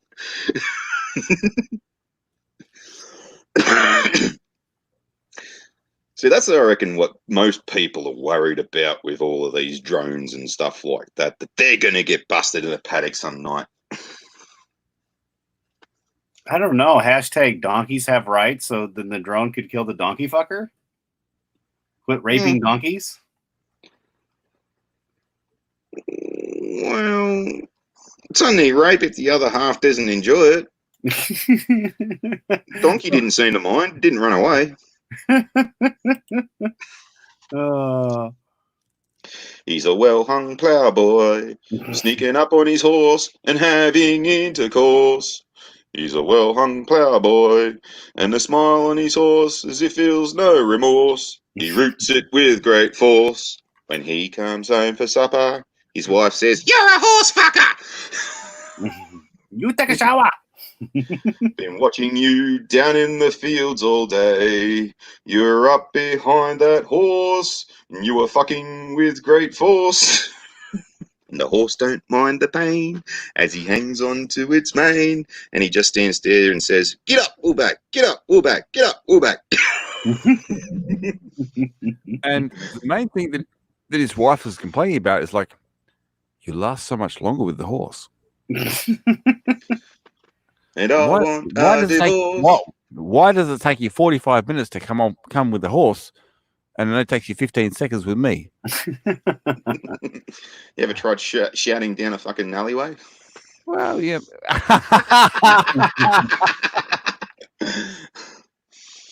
Hello.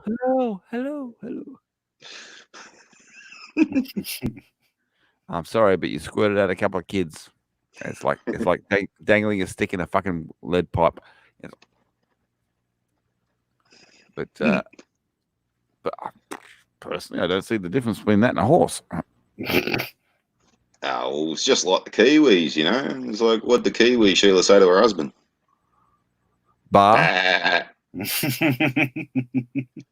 I was on to you with that one. This blonde Sheila's driving through the countryside in New Zealand, and she fucking sees this fucking Kiwi dude chock-a-block up a sheep. So she pulls over, goes to the fence line and says, "Hey, shouldn't you be shearing that sheep?" And the New Zealand guy turns around and goes, "Puss off, I'm not shearing this with anyone." Same blonde's driving down the road a bit further, and in another paddock she sees another blonde Sheila in a boat trying to row across the paddock, and that pissed her off so much she jumped out of her car, ran to the fence line and said, "Oi, it's dumb blondes like you that make smart blondes like me look stupid. In fact, if I could swim, I'd swim out there and punch your fucking lights out." I've heard that joke before, actually. All right, here's one that I got told by Maori. Fucking. This ought to be good. So it's not racist if it came from a Maori. That's right. Yeah. So there's this bloody this Maori chief, and he's in his village, and he says to his son, "Son, I've slept with every woman in this village so many times I can tell them by smell. I bet you $10 if you come out and if you sleep with one of these women and you come to me with the scent on your hands, I can tell you who it is." And his son goes, "You're on, Dad." So that night he goes off and sleeps with one of the really, really old, ugly Sheilas, and sticks his fingers up her and comes back and he goes, "Okay, Dad, who's this?" And his dad goes, "Oh, that's Trudy. She's got a very pungent aroma." So the kid's thinking, "Oh, I've got to fuck this guy up somehow. I know. I'll sleep with one of the really young girls that like he hasn't had a chance to sleep with yet." And I've just realised how wrong this joke is. But anyway, he's gone and slept with like really young girls, stuck his fingers up her, and he's come back. He's like, "Okay, Dad, who's this?" And he goes, "Oh, that's Sadie. She's got a very fragrant aroma." The kid's thinking, "Fuck, I've got to fuck this guy up somehow." So he goes down the paddock the next night and he fucks a sheep, sticks his fingers up and comes back and he goes, "Okay, Dad, who's this?" And he goes, "Son, get your stepping out boots on. There's a new woman in town." stepping out boots. I have to say, Fardy, you did pretty good New Zealand accent there. Oh, transport industry, you work with heaps of Maoris. Yeah. Fucking they're a real mad lot of people to work to just hang around with too. Like you ever meet a Maori, man, fucking make sure you don't piss them off because like they're fucking really good people. No, unless you get them drunk. No, I actually went to New Zealand and I stayed there for a while, and I had a kuru. Mm.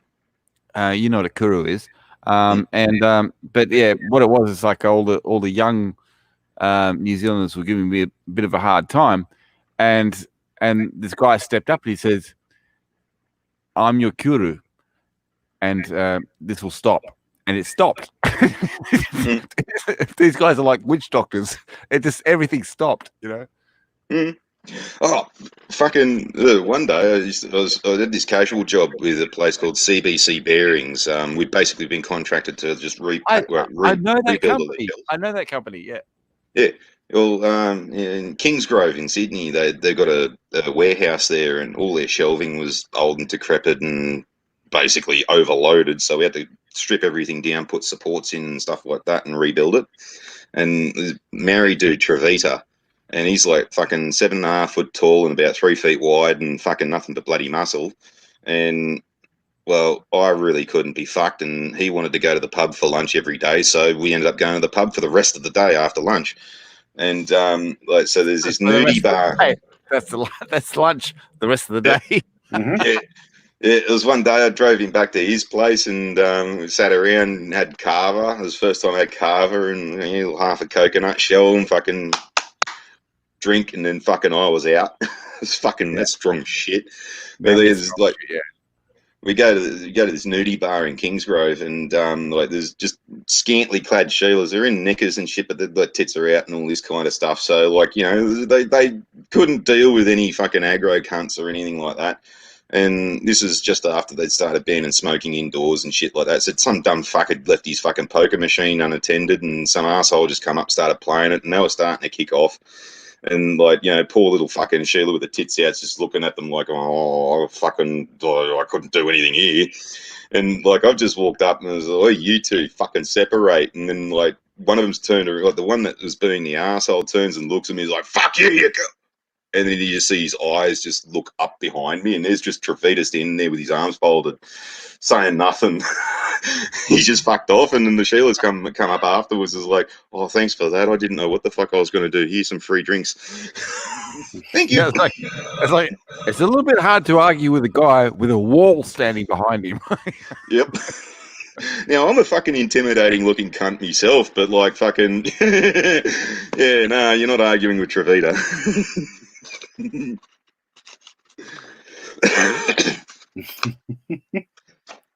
Fucking bloody Vietnam vet mate was telling me about like they were in fucking Singapore, or I think somewhere in Southeast Asia, and a bunch of Maoris started kicking off in a pub, and like the Australian MPs had rocked up, and they're just standing outside, and because they were fighting with the Yanks, some Yankee MPs had showed up, and the Aussies was just like, no, just wait. They're like, fuck off, we're jolly green, bloody mean and lean and all this kind of shit. And they fucking barreled in and they're coming out windows and fucking doors like a comical fucking, old Western bar fight scene and all this kind of shit. And they got up, brushed themselves off, and the Aussies are just like, no, just wait. It's like, no, fuck off, I've got to stop this. Like, no, dude, just wait. And like 5 minutes later, it just died down because when they do fight, they'll only fight for a brief period of time, and then like they get exhausted and shit. And then you just walk in and just go, come on, come with us.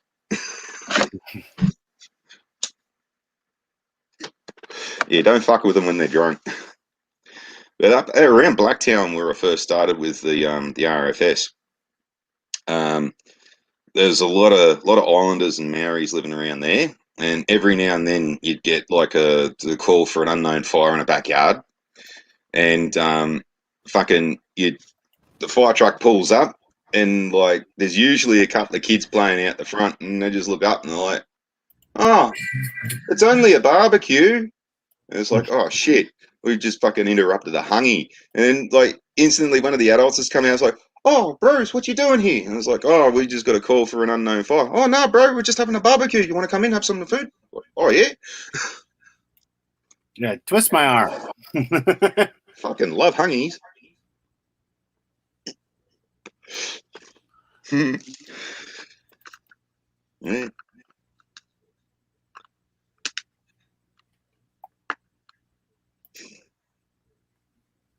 Oh, yeah. Well, I went out of storage for a minute. You two cunts talk. I was like, no, you got better stories. Yeah, but I've also got a fucking shit-ass memory, too. Great. It's like, it's barbecue. Yeah, hell yeah. You're going to eat for free. You bet your ass. Well, there's one job we got. The pager went off, and fucking child stuck in a drain. Oops. So jumped in your car, fucking like where I was living at the time, like I wasn't making it to the station. Look at the bright side. At least we know it wasn't stuck in your ex-girlfriend. Well, anyway, yeah. So fucking that was larger than a drain. Yeah. Well, anyway, so like I wasn't making it to the station because just basically where I lived, it was like a 40-minute drive. It was going to be a job, so fucking yeah, I just went there as crew in my own car and got on site and all this kind of stuff. And fucking there's one of the blokes, his fucking head down, bum up in his drain, trying to fucking find his kid. They found a kitten, and they dragged that out, and that was when we realised that Triple O had fucked up. They said Kitty is stuck in a drain. Triple O heard a kid was stuck in a drain. Oh, yeah. So one Sunday afternoon, we get a call out to his place in Kellyville, and rock up there, and there's no fire, no obvious incident. And like we get out, speak to the homeowner, and it's like, what's going on? And they're like, oh, we've got a swarm of bees in our central air conditioning system. I'm like, didn't you call the council? And they said, yeah, we did, and you guys rocked up. All right, well, what do you want us to do about it? And they go, well, can't you flush them out with a hose or something like that? I was like, well, yeah, if you want us to fuck your house, yeah, sure we will. Fucking the weird calls you get sometimes. The fucking funny is when I transferred up to Warringah Pittwater, because Blacktown's like the busiest rural fire district in New South Wales, with averaging about 800 calls a year between 7 brigades. Everything from fucking grass fires to factory fires. The only thing we didn't do is actual chopping cunts out of cars or hazmat.